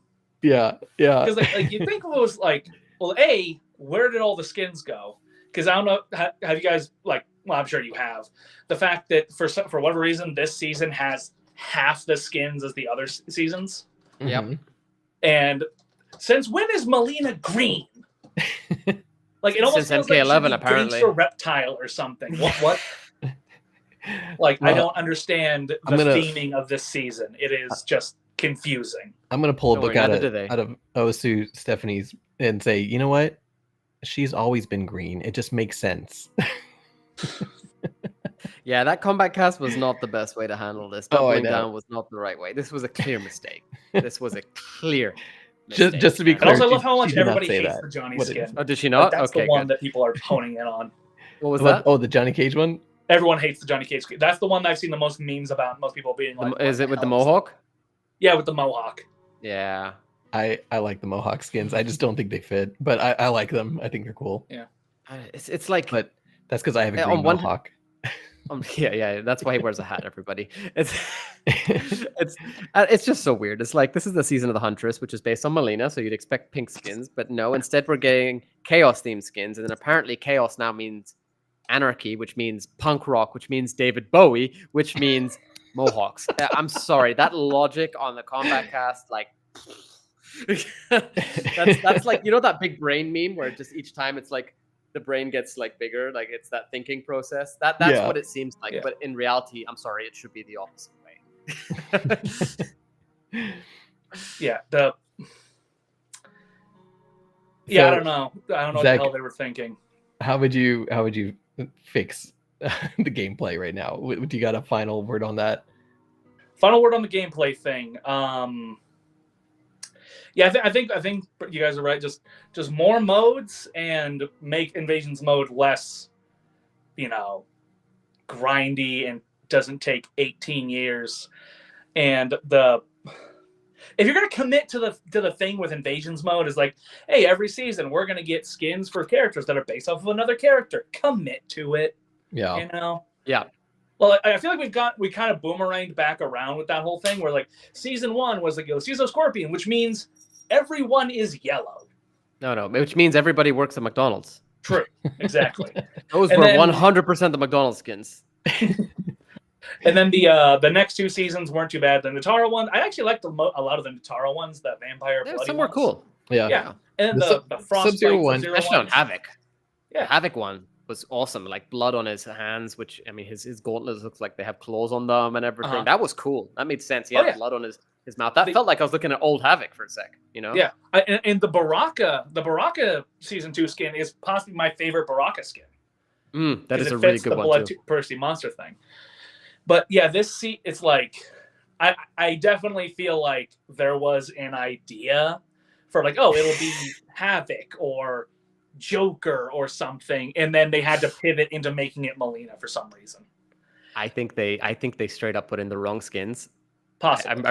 I actually think so. And then at that point, it was just too late for them. Oh, I see, like the deletion theory that they accidentally deleted Melina's deleted the skins, and they just pulled whatever they had planned for Havoc. That is kind of funny. Yeah, I mean, this could have been the expansion pack skins for whatever they're going to do with the story mode. So I mean, clearly with Titan Havoc at the end, this feels like it should have come out at the same time as that, to be honest. So I'm wondering what they're going to do then. It's like Melina skins with the expansions. Like, what? I wouldn't surprise me. Torrent Virus says pissing on us and telling us it's rain. No, we have rain in the game already, man. Pissing on us and telling it's Ermac. Anyway. No, something else to kind of go back to the Invasions mode thing and also content.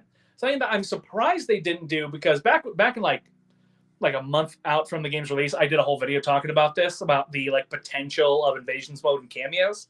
Is I was looking at this and going, oh, I'm a marketing guy, so I'm going to ride Invasions mode and cameos for all they're worth, you know? Because they're like easy to implement, easy to pull out, like not super. Because obviously, like the difference between making and programming a cameo and making and programming a playable character is like night and frickin' day, I imagine. You know? Yeah. Am I wrong? No, and so the fact that there are there's 5 cameos in the combat packet with 6 playable characters, I would think that would be backwards.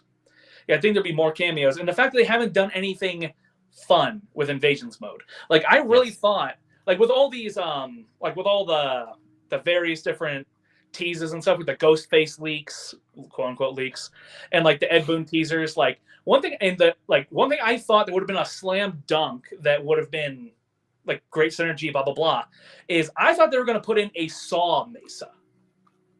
A what? Because Halloween, like Saw the movies. Yeah. Like there was a new movie coming out. It was Halloween time. Throw in a Saw Mesa, or have Jigsaw be not Jigsaw, the puppet Billy be a cameo, stuff like that. And not necessarily specifically that, but just the idea of having fun with, because like, okay, no one gives a shit about Invasions mode, but how many people would be hype if there was a Billy the Puppet Saw Invasions mode Mesa? How many people would jump on just to go through that? Oh yeah. I'm a bad example here because I would like to stay far away. but no, but like as far as you know, I hate to use this term, but the casual players who would see that and they would jump on to play Mortal Kombat because they're like, oh, something's happening. There's like a Saw collaboration or Scream, or something with Halloween movie franchise related, Freddy Krueger, who knows? But yeah, I think that would be a successful idea for them if they. And plus the history that Mortal Kombat has with horror stuff. Ed Boon and those guys are all noted for loving horror games, and obviously the X and 9 and even 11 DLCs being like horror stuff. Mortal Kombat and horror go together like freaking cream cheese and bagels or whatever. And the idea they haven't done anything fun like that with Invasions mode or again cameos, I would have assumed just again. Maybe I'm crazy. Maybe cameos are super complicated and hard to make. But I would assume they would have been pumping out like one cameo a month just to keep people interested. It's like, oh, I'll jump on and try the new cameo, especially considering now Invasions mode has gone to like a 6 to 8 week rotation, and regular playable characters are just like sometime in spring. Like I feel like that would have helped a lot. Is using what you have better or smarter, and like again going back to Invasion mode. Okay, say like take you've got the season of the Huntress, the season of Chilled, or the season of Scorpion, whatever, right? And you have that as like the main thing. But then why not also have the Mesa of Mocap or whatever, and just like have like one Mesa, I'm down like for one that. shot of like here's a reference or here's a thing. It's like even if you don't want to do the big thing, do the little thing and have fun with it. Well, kind of like what Onslaught does. Onslaught, exactly. Yeah, it integrates all these different lore aspects. Like you got, like you're going for Dramon's mask in one story arc. Like that sort of thing's cool callbacks, even if it's not used correctly. Like it would still be fun. Yeah. So no, I think that's a great way. So that is everything we said plus what I just said is what I think what I would do to help fix the freaking gameplay in MK1. Have more fun with it from a development standpoint. Yeah. Yes. And that is a very important word, fun. Yeah. So Yanni, what else do we need to fix with Mortal Kombat? Well, the lack of communication was my final subtopic on this, because I think everybody can attest to the fact that we have seen barely any any official communication aside from like very few tweets from select individuals. I know that Dominic Cianciolo has been interacting with the fans. There are a few others who do it as well, very sparingly. But in terms of actual official communication, there seems to be zero, aside from now what seems to be like desperate attempts to get the tournament scene going. It's just like, hey, if you have a tournament, reach out to us and we'll advertise it for you. That's cool. Yeah. But, there should have been more of that much earlier. And there also needs to be more aside from the tournament scene. There's this very weird focus that WB seems to have on the tournament scene, which it's good. Like, don't get me wrong. I like both scenes. I like the tournament scene and I like the casual scene. I like the lore scene. You know what I mean? Like, I like all this stuff. I like all of it, but focus on all and communicate with all. That reminds me, I was listening to MK Tom Brady earlier, which if you guys don't follow Tom Brady, I mean, he's a huge competitive gamer from the previous. Oh, sorry, Tabmock just joined. Hey, Tabmock, what's up? Tabmock. This is Tabmock 99. That it is. Good to you, man. How are you doing? But anyway, so Tom Brady, he was talking about basically how Mortal Kombat has some of the highest payouts in the competitive arena, but the offline tournaments, not many people show up, and like. So you're saying I have a chance? Oh yeah, I guess so. Like they're putting a lot of money into the competitive side of things, but is that really working? I guess is my question. I'm gonna here. So you said earlier, it's like I hate to say casual players. Let's be very honest here. Mortal Kombat is a very casual series, and that's why it sells 5 times most other game franchises in America. And I don't think there's anything particularly wrong with that, is having a large casual fan base. And I feel like with their attempts to be more competitive this time around was kind of a knee-jerk reaction to everybody crapping their pants at the $1 million SF6 tournament, you know? Mm-hmm. Is they saw all the publicity that got and they went, ooh, let's do that, kind of. And so I feel like that's where a lot of this comes from, is like, it was probably never in the cards for them to have this hardcore competitive push, you know? But now they're kind of trying, just because of how much, you know, publicity the Street Fighter 6 $1 million tournament got. Am I wrong, you think? Oh yeah, I think so. And like, I am wrong. Okay, cool. No, sorry. I think you're Agree right. with you. You know, the fact that they're putting that much money into their prize pools too, it shows that they're kind of paying to build their competitive scene, and then they're building the game around that, and that's not what. Well, I mean, that's kind of what they're trying to do, but that's not what most Mortal Kombat players want. Like, yeah, they're not there to go to these competitions. Like the show out for the offline matches and stuff isn't that big either, so they're not making a lot of money off of people coming to watch some amazing players. Like, don't get me wrong, these guys are fantastic. I used to watch the a lot of the tournaments at the end, especially with Mortal Kombat 9, but people aren't showing up to watch this, so they're not paying for tickets, and that's just, you're kind of putting money into the wrong areas, I think, with that. I mean, one of the biggest issues here, sorry, Zach, is, I mean, it's related to what you're saying. It's they're not really giving much of an incentive to these tournament players to actually go, because the prize pools are not that great in comparison to other games. And I've seen a lot of competitive players complaining about that, specifically for Mortal Kombat, actually. They're saying that it's nothing. It's not worth their time. And come on, WB, you have the money to do it. So why is this a complaint? They're trying to pretend that they're freaking, you know, poor, I guess. They're just trying to cut everything down to save as much as possible. So I'm not surprised that they're not putting more money into it, to be honest. It's hurting the product, but I'm not surprised they're doing it. And kind of going back to what you were saying a minute ago with, like, you know, people aren't showing up for that. Yeah, there's a reason that people are saying, where's the crypt, where's conquest mode, and not, oh man, I wish they would improve Combat League. I mean, they are saying that, but it's like people talking about where's the crypt in conquest mode, or that, what I said, versus people who are like, oh man, I hope they improve Combat League. It's big part of Mortal Kombat's identity, and part of the reason people pay is because they like the single player part. It's kind of like a weird bizarro world of fighting games where Mortal Kombat is the game that people, for the most part, tune in to not play with other people, and then they'll play with other people if they feel like it. As opposed to, you know, other fighting games, it's we come here to play with other people, and then we'll play by ourselves if we feel like it. We got a question from Tabmock, and just for those of our people who haven't watched some of our past episodes with Tabmock or his own stuff, Tabmock is the I mean, the ultimate lore master. I don't know how else to lore master, like, aside from maybe John Tobias. And even I think John Tobias asked Tabmock to clarify stuff. Dark Phantom, you seem to have gone dark for a second. Oh, sorry, yeah. But Tabmock, he and so if anybody's interested, check out Tabmock's own channel on YouTube. It's Tabmock99. But his question is, do you think the cameo system is consistent with their goal to get bigger into the tournament esports scene, or has that been counterproductive? I'll answer quick, and just a quick first. I think that was their goal, to make it a gimmick to like entice people to try something different.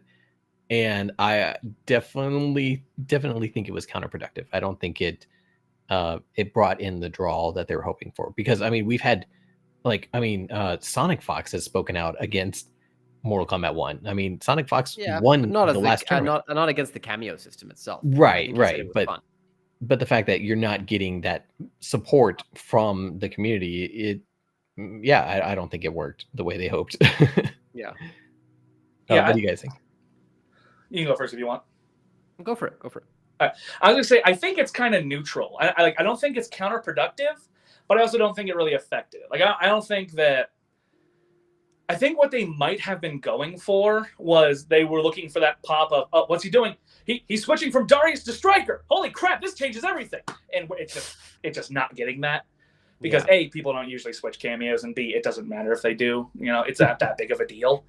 but I also don't feel like it was counterproductive. You know, like I don't feel like the cameo system hurt the competitive scene. I just think it's like neutral, personally. Yeah, maybe I'm wrong. No, I'm with you on that. I don't think that the cameo system really affected it to that extent. I do know that a lot of people are complaining about it, and that's because everybody's used to either just, singular fights or tag team. And I know that NRS has straight up said that the numbers of people playing for a tag team on MK9 were very low compared to those who played single player online. And to that, I've said a million times, I'm sorry, but you cannot judge it based on just the online, because a lot of people were playing tag team at home with their friends. As Phantom was saying, he's one of those guys who just has people over and then they'll play some Mortal Kombat together. He doesn't care about the online. And that is where a lot of the beauty in these kind of games comes from. And that actually relates to something you were saying a second ago, Zach, about how, calling people casual fans in comparison to the competitive fans. That I think that the term casual bears an FGC, indirect. It's a the word just left my brain. Pejorative. In the FGC, it's a pejorative. Yeah, exactly. And that's what I was about to say, in that it has an indirect sort of connotation of being negative, right? Because of that. And I think that there's a lot more to being a Mortal Kombat player. Not even fan, Mortal Kombat player, because there's more to it. You have fighting game players, tournament players who do not care about Mortal Kombat. They just want to play a fighting game. That's cool. Fair enough. You've then got casual players who are not Mortal Kombat fans per se, but they picked up the game once or twice. They've seen the characters. They thought, hey, why not? I'm going to play it for a bit. Okay. But then you've got the Mortal Kombat fans as well, such as, let's just say, Fan Tim, being lumped in with the casual players because he doesn't care about the tournament side of things. And I think that that's not a valid and accurate way of representing Fan Tim's sort of take on Mortal Kombat. Because, yes, for example, I might look at both the tournament scene and the lore side of things as well and be a heavy Mortal Kombat fan while also liking the tournament scene. Just because I do that does not mean I'm more of a fan than Fan Tim is. And that's what that sort of casual label implies. And that is something that I see a lot on, for example, Reddit, Facebook, and such. Even on one of our videos, Phantom, you mentioned this comment earlier in the episode, and it was somebody saying the moment you guys said that you didn't bother with Combat League, I zoned out because you put some time. No wonder you have time to complain about skins. You're not even bothering to get to Demigod. And then I said to Phantom, I was like, it's funny because when I put my time into getting to Demigod, I feel like I've wasted all my time, and I've made it.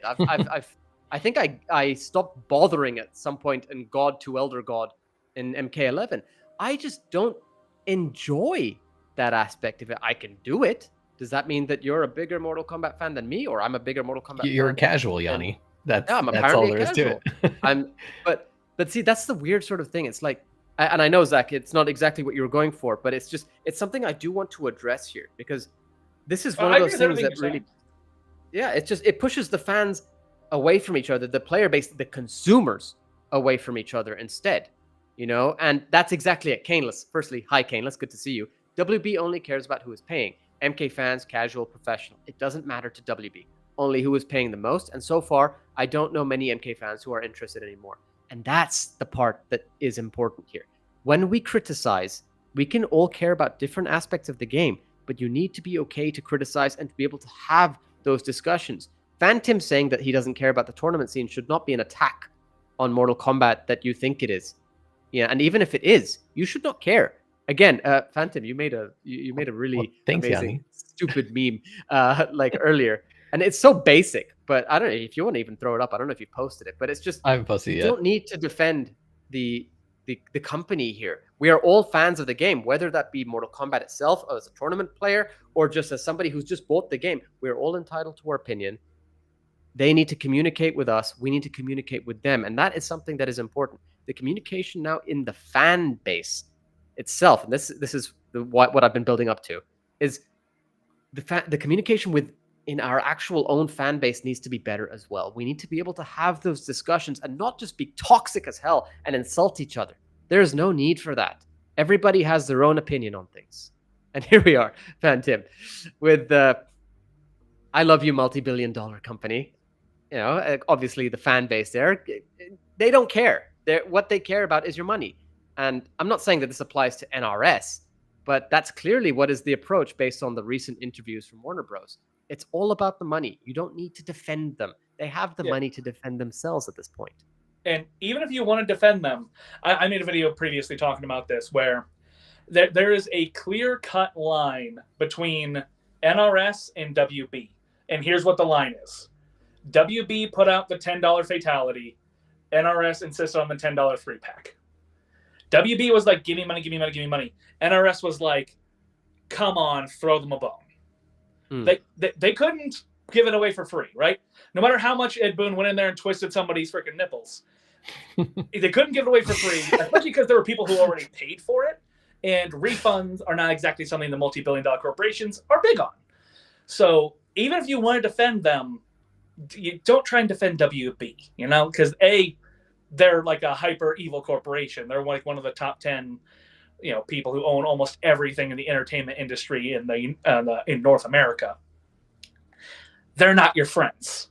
Yes. And another thing I said was if they could make their stock prices go up by 1% by just burning everything Mortal Kombat ever and just destroying the franchise, they would do it. Oh yeah. Yeah. Well, you know, this all ties back into communication too. You know, you're talking about how there shouldn't be a differentiation between the fans, because a Mortal Kombat fan is a Mortal Kombat fan. But when it comes to communication, there is definitely a difference that you see coming from the studios, coming from those who are kind of managing everything there. And it's, hey, are you big in the FGC? Okay, we will respond to you, or we will tweet you out. I mean, even Ed Boon himself would rather tweet out a competitive fighting game player than, you know, somebody who is randomly putting out really cool Mortal Kombat stuff. And that's a shame because there were so many awesome, amazing Mortal Kombat fans out there. Like Shinox the other day made a Mortal Kombat Mythologies arcade cabinet, and luckily he actually got some recognition for that. But like Tobias retweeted it earlier.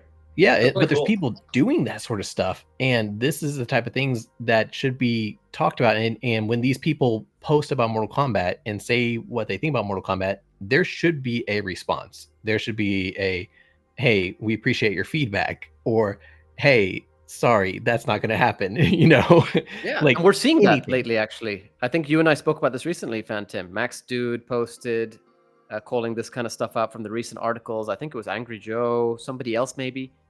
But we're seeing this more often. Sorry to interrupt you, but I do want to mention that, you know, the community is seemingly starting to stand up at this point, including the larger content creators who are not just focused solely on Mortal Kombat. Mm-hmm. Yeah, but sorry, then how much is the studio responding to that standing up? Like, you know, it's the I am Spartacus moment, and then the studio's like, okay, Spartacus, we're not paying attention to you. Yeah, not at all. I mean, we've seen that with the pricing too. Not once have they addressed the pricing issues that everybody has made very clear regarding the store. Not once. And everybody stood up against that. Yeah, exactly. And there's something I want to, before we get too far away from it, something I meant to say back, but like 5-10 minutes ago, is with the communication, the inter-fan based communication, where we're all talking to each other, you know? I feel like, especially on the internet, there's this thing of people don't understand that the things that you're the most critical of are the things you care the most about. Yeah. Yes. Like, we complain about Mortal Kombat 1 because we care about Mortal Kombat and we want the game to succeed. Exactly. And a lot of people that, like, here's the thing, if I didn't care about Mortal Kombat, if I didn't care about, it's the same reason that I complain so much about the MLB. I don't, because I don't care, you know? I talk about Mortal Kombat, I do Mortal Kombat critiques, I do Mortal Kombat, all kinds of stuff, because I care and I want it to get better. And people seem to not understand that. They just hear anything negative as I'm, you know, not necessarily me, but you're hating on it, you know? Yeah. If you say there's a problem with this thing, it's because you hate it and you want to tear it down. When really, most of the time, it's the opposite. Right. Is you want to address it so we can make it better, you know? And I feel like that's something that a lot of people, even after all this time, still aren't getting, is just because you're being negative doesn't mean you dislike the thing. And again, often it means the opposite. Oh, you're 100% correct there. And I mean, Caneless also makes a somewhat related comment here saying, let's be real for a second. If the company cared, somebody would be here on the show saying something. Now, to be fair, we have mentioned certain individuals who have, made it very clear that they have engagement with the community. And I do want to address the fact that there are certain individuals, both, I would say, within Warner Bros. And within NRS, who do care about the community. Certain individuals who would probably be getting a lot more hate than they deserve for their parts, their roles in bringing this game to us. We've mentioned some names already. Let me interrupt and say, even we've had people who want to come on the show, but there is a lot of red tape to get through to be able to speak on behalf of anything Mortal Kombat related at this point, if you work at the studio. Yeah, especially because, again, the WB mega corporation thing, they don't just want, Joe, their level designer, going out and giving these broad opinions about, here's the state of Mortal Kombat from me, the guy who's not the CEO or whatever. Right. Yeah. Even if he's right, they don't want him to say it. Yeah. And it's understandable to an extent. Of course it is. Like there are certain things that have to be in place for these things to take place. But we also do want, like, my point here is that there are individuals, as Phantom said, maybe they'd love to come on the show. Maybe they would, and we don't know. But there are individuals within NRS and WB who do care and would clearly do try to make an effort for these things. But as you said, it's the red tape and the specific higher-ups and the general sort of mentality to how they handle Mortal Kombat, and as well as their other games and companies. We mentioned Rooster Teeth earlier. Things like that. And it is a shame. It is such a shame. Yes, if they cared, they would be on here. But sometimes at the same time, there is a lot more to it as well than just if they cared, they would be on here. And like, even to compress it even more, the people who to this day still are like mad at Ed Boon over stuff, it's like, bruh, let's be very real. At this point, it's just like George R.R. Martin was signed on for Elden Ring. They paid him $1 million to slap his name on it. That's basically where Ed Boon is at this point. Like, he does the PR. People's like, that's why everybody hates Elden Ring. You guys like me. I'm gonna be fair to George Martin here, as the biggest From Software fan you can find, and say he provided the sort of, like, let's just say backstory, backdrop, and general sort of lore to the game. He did put effort into it. But I get what you're saying with a little bit facetious. I know he did. Yeah. I know he did, but let's be very real.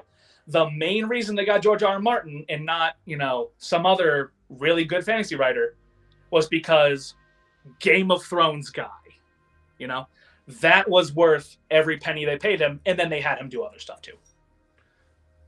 I'm not going to agree with that, but that's a fair opinion. I'm saying it's part of it. Definitely part of it.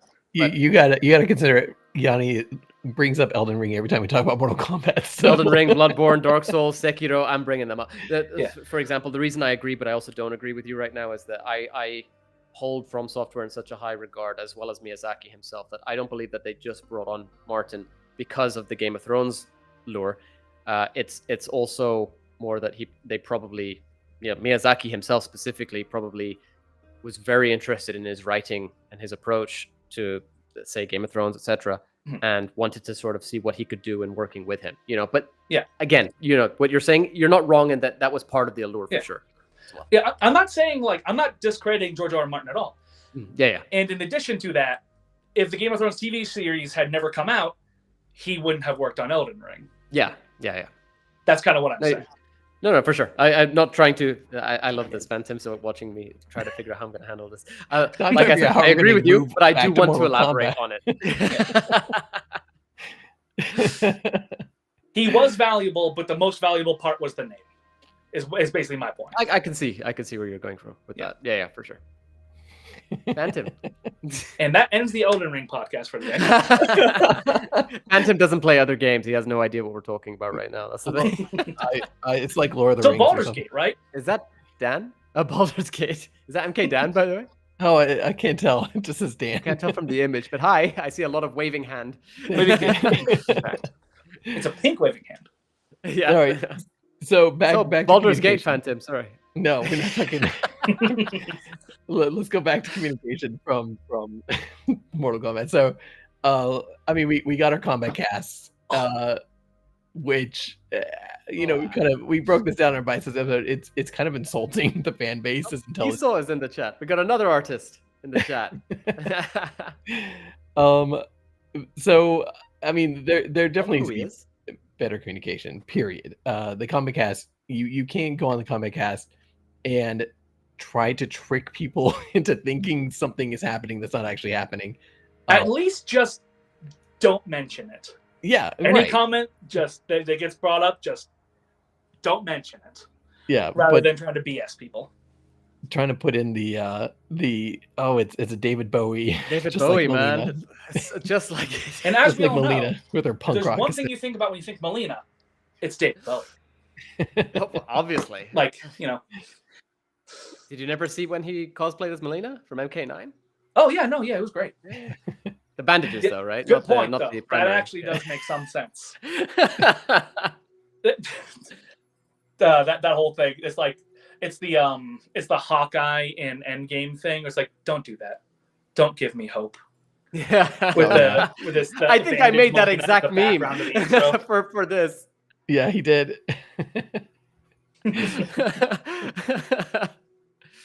Man. I mean, just quickly, ESO13 is in the chat on top of Dilara Artworks and Comblo X. If you haven't seen ESO13's art, seriously, go check it out. It is all three amazing artists. And Esau also, we told his story on one of our previous Realm Casts for anybody who's interested. Really cool story. And just basically how Mortal Kombat, Esau, correct me if I'm wrong, but kind of saved his life, which is really cool in my opinion. So definitely worth checking out everything he's got going on. Yeah. And yeah, that makes me happy to hear that. And I going back to kind of the being critical thing, that is kind of, Mortal Kombat isn't just a game to a lot of us.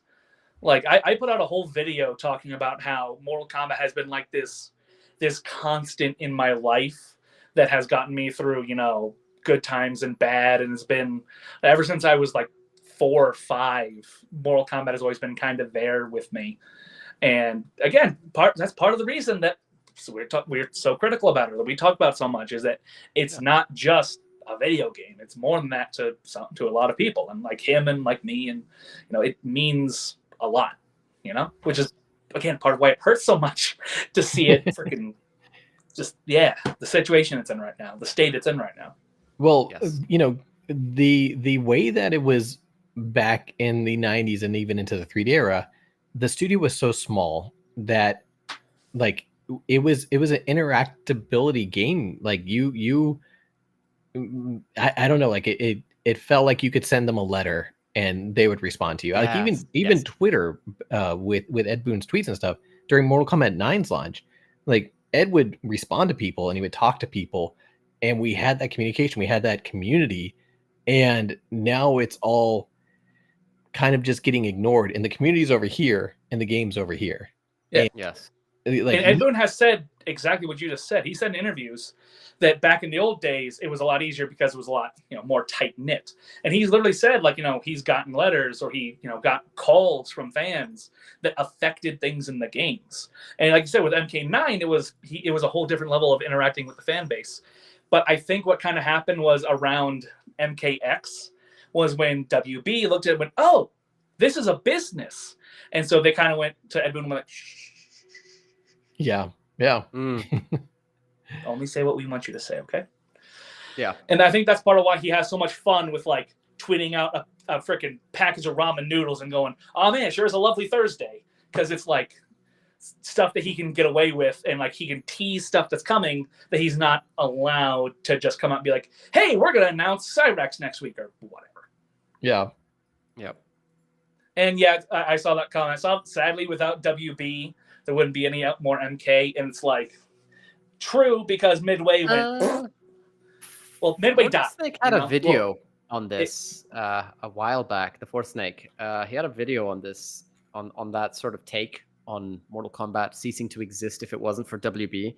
And he addresses how that wasn't exactly the case. Yes, technically Midway was going under, of course, yes. And then WB came in and saved them. But you got to remember as well, there are other companies that would have done exactly that. It's just that in the end, WB was the one who took charge.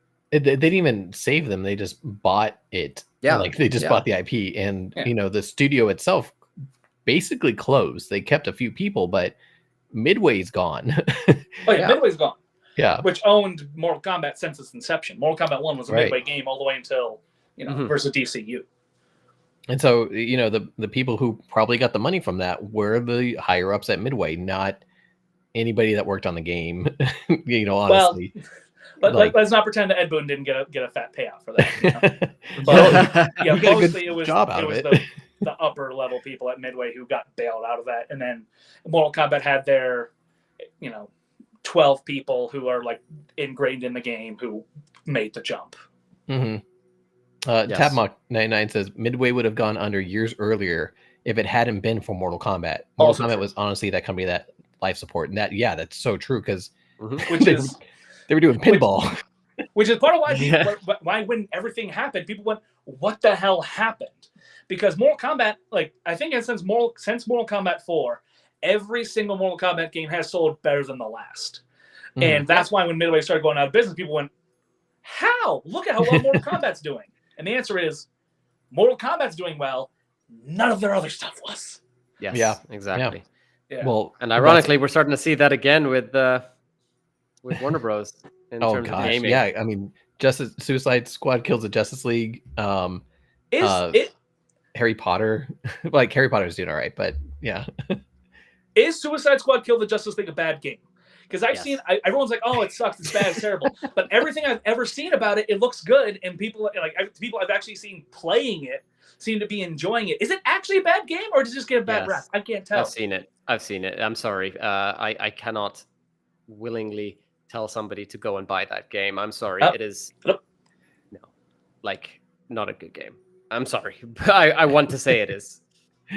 Oh, I think we lost Zach. Yeah. Up there he is. Okay. No worries. But long story short, my answer was yes, it's a bad game.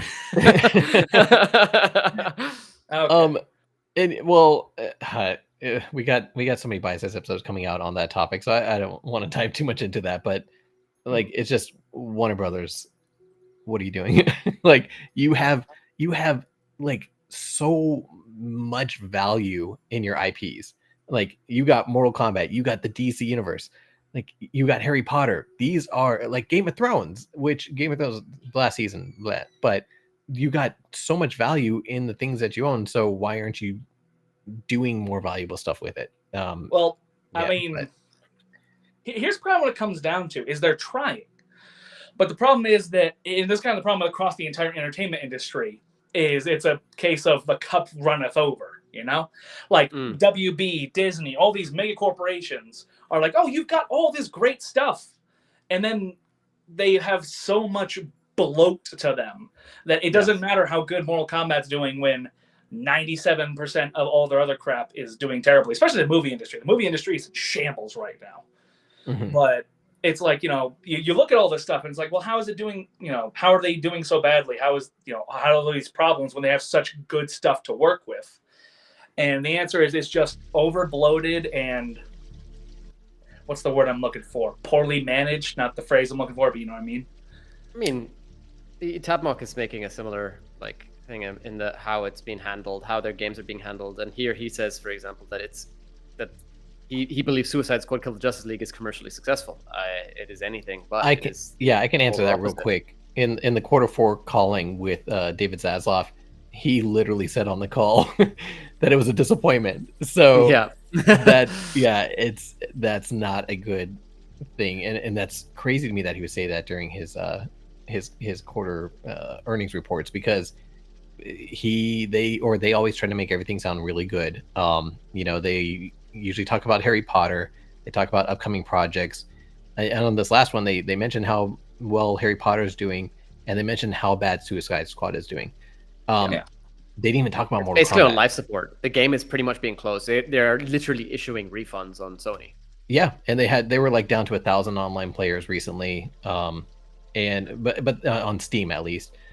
And the fact that they didn't mention Mortal Kombat at all, it makes you kind of wonder if they're right in the middle, to where it's not good enough to talk about and it's not bad enough to say this is a financial disappointment. I believe they did though, didn't they? I thought I saw a quote and like stuff about how they talked about Mortal Kombat and how, despite all the fan outrage, they were extremely happy with how it's performed, and they're looking Suicide to. Squad? Yeah, no, that's Suicide Squad. Mortal Kombat. So they didn't Kombat. mention Mortal Kombat. Ah, yes. Yeah, I do believe they mentioned Mortal Kombat and that was part of what ticked people off a little bit, is how he was like, "Oh, it is a raging success. We are very happy with how it's turned out." When meanwhile, the community is super pissed about everything. So It's they that didn't say tone that. deafness. They didn't say during the quarter 3 or the quarter 4 report. I mean, but there was some follow-up interviews after that, which I haven't finished going through. So it might have been in one of those. Okay. Just quickly, I saw a comment from Swiftier. Just want to say I love y'all's videos. Your content is by far the most articulate and enlightening on YouTube. We really, really appreciate that. That's really nice to read. Thank you so much. That's really, really nice. I'm going to assume I'm in there too, so thank you very much. Yes, definitely. And we are just- all No, here you guys are together. great. You guys are fantastic. Honestly. No, we're all here together.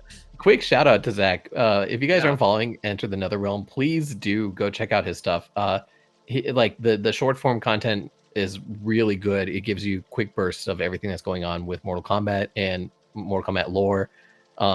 Like just really good stuff. So like there's a couple of videos he had where it was like 5 things you didn't know about Mortal Kombat, and there was a couple things in there and I was like, oh, I actually didn't know those few things. Like everything else I know, but it was like they're good stuff. So You would be shocked how many people didn't know that Triborg had Cyber Sub-Zero in MKX. oh, I know. That's shocking to me. Like that's an entire character missing, you know? And that's the kind of stuff they don't do anymore. Yeah, exactly. All right, so Oh, Yanni, man. let's keep going on communication. Where are we at? Cool. Yeah, sorry, we totally went off on a Oh, tangent yeah, there. that It's all related, but but I mean, what it really ends up coming down to is we have zero communication. The Warrior Shrine, as we've mentioned already, is not even been mentioned. There's not been a roadmap really. In fact, Janet Cage is supposed to release in March, and we have no idea what day that is. That's ridiculous. That's absolutely ridiculous. The combat casts pretty much gaslighting us, insulting the fan base's intelligence, doubling down on clear mistakes. Like, yeah, it's just communication is a huge issue. And in fact, like communication ties into I was gonna say communication ties into all the other subtopics we've mentioned, but they all tie into one another. They really do. Some things could be excused if one of the others was better. Really, I don't know. How do you fix the communication? In my opinion, it's quite simple. Start bloody talking. You know, and start listening as well. Show that you're taking the feedback. Yeah, and that's like you kind of like. And when I was talking, like it was so much better in MK11. Like it wasn't great in MK11, but compared to now, it was a godsend. Like even just if you want to be like the real basic, like they had like 3 times the number of combat casts. Like I remember they did like. Again, just talking about responding to people's feedback. I remember they had a whole combat cast where they're like, "Hey guys, we're really sorry." After the game launched, with all the grinding and all the how long stuff was taking, they literally had an apology combat cast. Like, "Hey, here's all the things we heard. We heard you tell us about this. Here's the steps we're taking. We understand why you're upset." We had none of that in MK1. Yeah, that's true. I mean, in fact, I remember this pretty much emergency combat cast they once held when MK11 had just released, and I remember Derek looking like he had not been sleeping for like 2 days. I think that's the one I'm referring to. Yeah. Yeah, that might be it. Yeah, because I mean, that was clear that nobody had properly tested the Towers of Time. That was absolutely ridiculously broken at that point in time. And like you got like 1 heart per freaking fatality, and each chest cost 100 hearts. It's like. God. Who thought that was a good idea? I mean, it made sense, and I said this at the time that it was more of like a long-term goal. But 100 was still a large number. Yeah. The fact that it's like, okay, you have to perform 2,400 fatalities in order to unlock all these chests. It's like, who thought that was ridiculous? Yeah, I remember. I just did the bug. I don't remember the bug. There was a bug where if you opened a specific chest or something, or walked from a specific chest, and there was something specific, can't remember exactly, but then you could open the chest without having done the 100 fatalities or whatever. And I remember something at the time that none of those fatalities from Combat League or whatever counted or online, so it was like, no, you had to do it offline. It was so stupid. I remember that part too. Yep. That was Yeah, just who thought that was a good idea? Who didn't look at that and go, no? Yeah, and that actually relates to what Tapmox just said. That was forgivable. It's difficult to foresee when you're building the game exactly what the process will be like when it's finally published, especially if you implement last-minute changes. Now, if you're talking about the 100 requirement, I agree with you. If you're talking about the Towers of Time being unbalanced, then I don't. But I'm pretty sure you're talking about the head challenge for sure. You could walk through the crypt, pause it at a certain place, go to the heads, and just unlock them. Had to be done. Yes, definitely agree. Got that done as soon as I could. I think we have another artist in the chat, a tall girl. Welcome, a tall girl. All the artists are here today. Really nice to have you all here. I think at some point they get tired of apologizing. I mean, if they apologize even once, that would be a huge step forward. Yeah, one time is all we would need to be at least understand that they're hearing what we're saying. Yeah. But again, I mean, we didn't hear an actual response from it, but at least they clearly heard us with the whole holiday fatalities thing. Did they? But it'd be nice to know what they actually are taking into account and not what we just hope that they're taking into account, you know? Yeah. There's that clear communication, and that really boils down to everything we've been saying. It's communication that's necessary. There's no roadmap. They need to... Yes, we have the select individuals talking to us. We really do appreciate all of you, even if we're not naming you specifically. If you're involved with WB and NRS, involved in Mortal Kombat in some way, and you are interacting with the fans, we truly, truly do appreciate it. And I hope you do realize that the criticism is aimed at other people, or just a sort of in general thing. But, you know... corporate decisions. Corporate decisions. But where does the buck stop? I guess is my final question. Like, it does not. Who will take responsibility? Yeah, maybe you're right, and that's sad. I mean, David Zaslav it's not stopping with him. He's like, everything's fine. So, but with the NetherRealm Studios, would it stop at Ed, or should it? I don't know. Like, I feel like those kind of decisions are. It's kind of like Seth MacFarlane, the Family Guy, where those kind of decisions are out of his hands.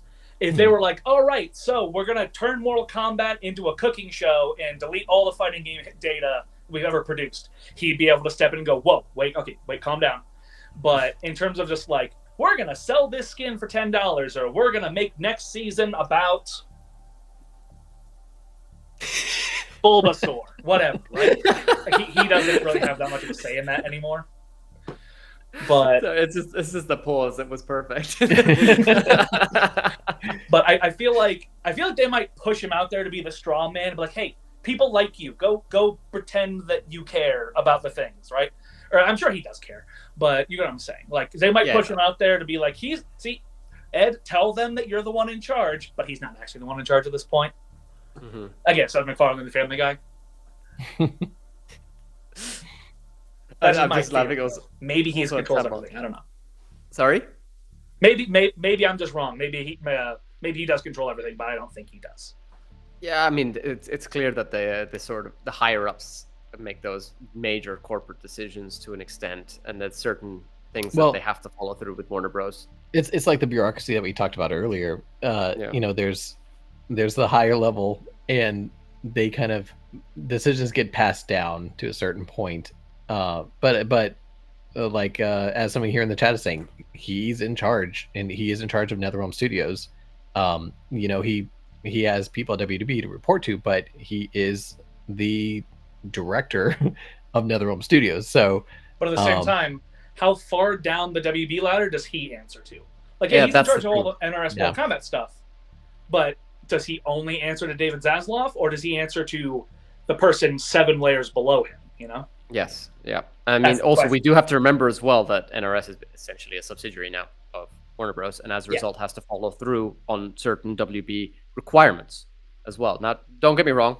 I'm in the camp where I think that both Warner Bros. And NRS actually have a lot to answer for, both of them. I know that everybody says, oh, it's just Warner Bros. You can't blame NRS. I feel that there is still certain things at NRS that could have been done better. No, I agree, but it's just like, if you're going to give the benefit of the doubt to one of them, it's not done. Then, yeah, exactly, yes. Like, so a lot of we see the passion from the devs. We see how much a lot of them care. But, you know, there could be some who don't in those teams. or there could be surely some who there's just people who are just there for the paycheck, you know. yeah. I mean, and that's gonna happen, but I don't know. Like I said, I feel like both are at fault here for certain things, but if it is anybody, and yes, I'm with you. It's definitely WB for sure. The thing about Mortal Kombat is if you're going to work on this game, you have to love it. I think, and that's something like hopefully going forward, the people that are there love it as much as the community does. And that goes back to the communication thing. We're not hearing about that love as much as we would expect with a Mortal Kombat game. And I think these three things kind of summed it all up: monetization, gameplay, and a lack of communication. One quick interjection. I feel like there is a lot of people who work on the current games that do genuinely really love it, and you can tell because they reach into the 3D era. Yeah. Because if you just wanted to be corporate Mortal Kombat, you know what you do? You do the MK9 roster. That's the safest shit possible. You have the Mortal Kombat 9 roster, you pull out like Goro and Quan Chi, resell them. But all the ninjas, the ladies, Johnny Cage, the Special Forces people, that's the safe corporate thing to do. But the fact that they reached in, pulled out the obscure 3D era characters that really only really hardcore fans of Mortal Kombat care about and tried to reintroduce them, that tells me that there is a degree of people who love the game working on it. And actually on that topic, because I've seen specifically within this chat, even today, I've seen people hating on, for example, Dominic Janjo, the writer. And I'm sorry. I know that people had issues with the story and everything, but I've also seen that many people had the same issue that I had with the story, which was literally just the final chapter. Everything else was actually awesome. And you can tell... What's wrong with the final chapter? I mean, if there's going to be criticism, then that's where most of it tends to come in, and that's also myself, where I think that it should have stayed far away from the time travel stuff again. That's when it all got tightened. But that's a story for another day. But the point I'm trying to make here is that you can tell that Dominic and whoever else was on his team writing this did their homework, man. You could tell there was passion involved in this. They reached all the way back to 3D era. They got all those tiny references from the comics and such as well. I'm sorry, but when I see people hating on, for example, Dominic, I say that you are blaming the wrong person. He has clearly demonstrated that passion. He's one of those people who is interacting with the fans a lot as well. He cares about the story. And I think that we need to be more careful about blaming certain individuals. Yes, you can blame the company as a whole, but when it comes to certain decisions like that, you know, be reasonable, because there is no way that Dominic wouldn't care and then still manage to get all those 3D era lore tidbits and characters into there in the way that he has done. Everybody has the comics and everybody has a job. That's kind of what it boils down to. You have a job within this company. I mean, it is a job for them, and you know there might be aspects of it, but and, you know, it's like we've talked about this in previously with Mortal Kombat movie, the 2021 version. They were handed stuff and told to make a movie out of the script that they had, and they managed to tweak it into what we got. And it wasn't perfect, but they did their job and they made it something that fans could enjoy and normies could enjoy too. And with that, like, we're hoping Mortal Kombat 2 is much better because they got to show what they could do. More control over it than the initial WB focus script had initially, which they had to retailor, which we have straight up addressed in previous videos where we've gone through the previous iterations of the script. Yeah. So this is a thing. Yeah. I have full confidence that MK2 is going to be better than the first one. And I like the first one, but again, like you said, it has problems. I have not a doubt in my mind that the next one's going to be significantly better. Yeah. Yeah. Well, before we end, I got some more Gfuel to give away, you guys. So again, if you haven't been tuning into our bite-sized episodes, be sure to do that. You can find out all about how we're giving these away. And we want to give them to you guys, our fans. So I'm going to run one more drawing here, and let's see who is the winner. Cameron Cantu 633. Thank you so much for entering. Again, if you guys have entered the Gfuel competition and won, please do reach out to us so we can send it to you. I don't remember who won earlier, but we'll tag them and stuff You in the show notes. you won. But also, we know we've had a few winners. User HJ8, who received his Gfuel, Vengeful Shinobi 11, Waka Waka 11, Rocky's Beats, and our 2 winners today. 3 winners. We gave out 3 different Gfuels. Be sure to reach out to us so we can send it to you. Come to us on social media or just send us an email through Mortal Kombat Online. Either way. Besides that, I mean, guys, thank you so much. Enter the NetherRealm. Thank you so much for stopping by the show. Show today. I had a great time. Where can our listeners find you? You want to give them your handles? Sure. It's Enter the NetherRealm everywhere. TikTok, YouTube, Instagram. I'm on. I even have an official Discord server at Enter the NetherRealm. Check me out. I post stuff every single day. I've got long form content, mostly short form content, but I've got some longer stuff. I've also got a Patreon where I'll post on there a ton. But if you want to support me, I appreciate it. And also I've got some movie commentaries that I've been working on, so that's going to be fun. And just Enter the NetherRealm everywhere. Yeah, check it out. He's not just Mortal Kombat stuff too, just to be clear, it's everything fighting game. So, but I recently opened up that floodgate. Yeah, it's some cool content. And thank you to all of our listeners who came by today. Everybody in the chat, we've enjoyed hanging out with you guys so much. It's been a lot of fun. Yeah, it has. So to stay tuned or to stay up to date on our latest episodes and never miss any of our action, make sure to check out our YouTube channel, like and subscribe if you haven't already, because we continue to celebrate Mortal Kombat because it is something that we love. Like we said earlier, that's why we are critical of it, because we love it so much. And stay tuned for more content, more giveaways, more Soul streams, more Realm Kast. We have a new episode.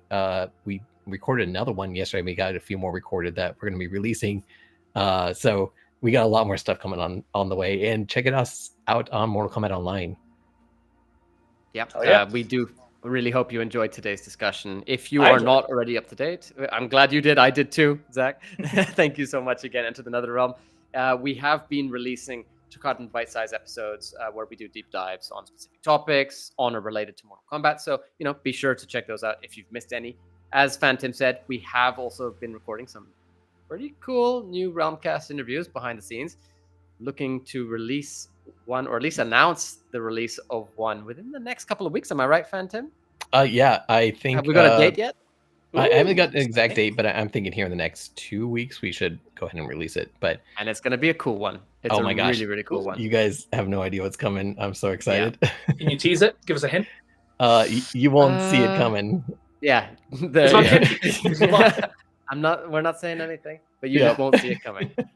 I tried. In the meantime, let us know if you have any specific guests you'd like us to bring on, and feel free to let them know that you'd like them to be on our show as well. We really do appreciate that. Yeah, and also don't forget Shinox, by the way. I just saw Shinox joined. We mentioned you earlier, man. Yeah, we did. We're like, you have to go back and rewatch. We were just talking about you. But in the meantime, don't forget to check out Mortal Kombat Online's other programs, such as Survival Saturdays from 9 to 11 p.m. Eastern Time.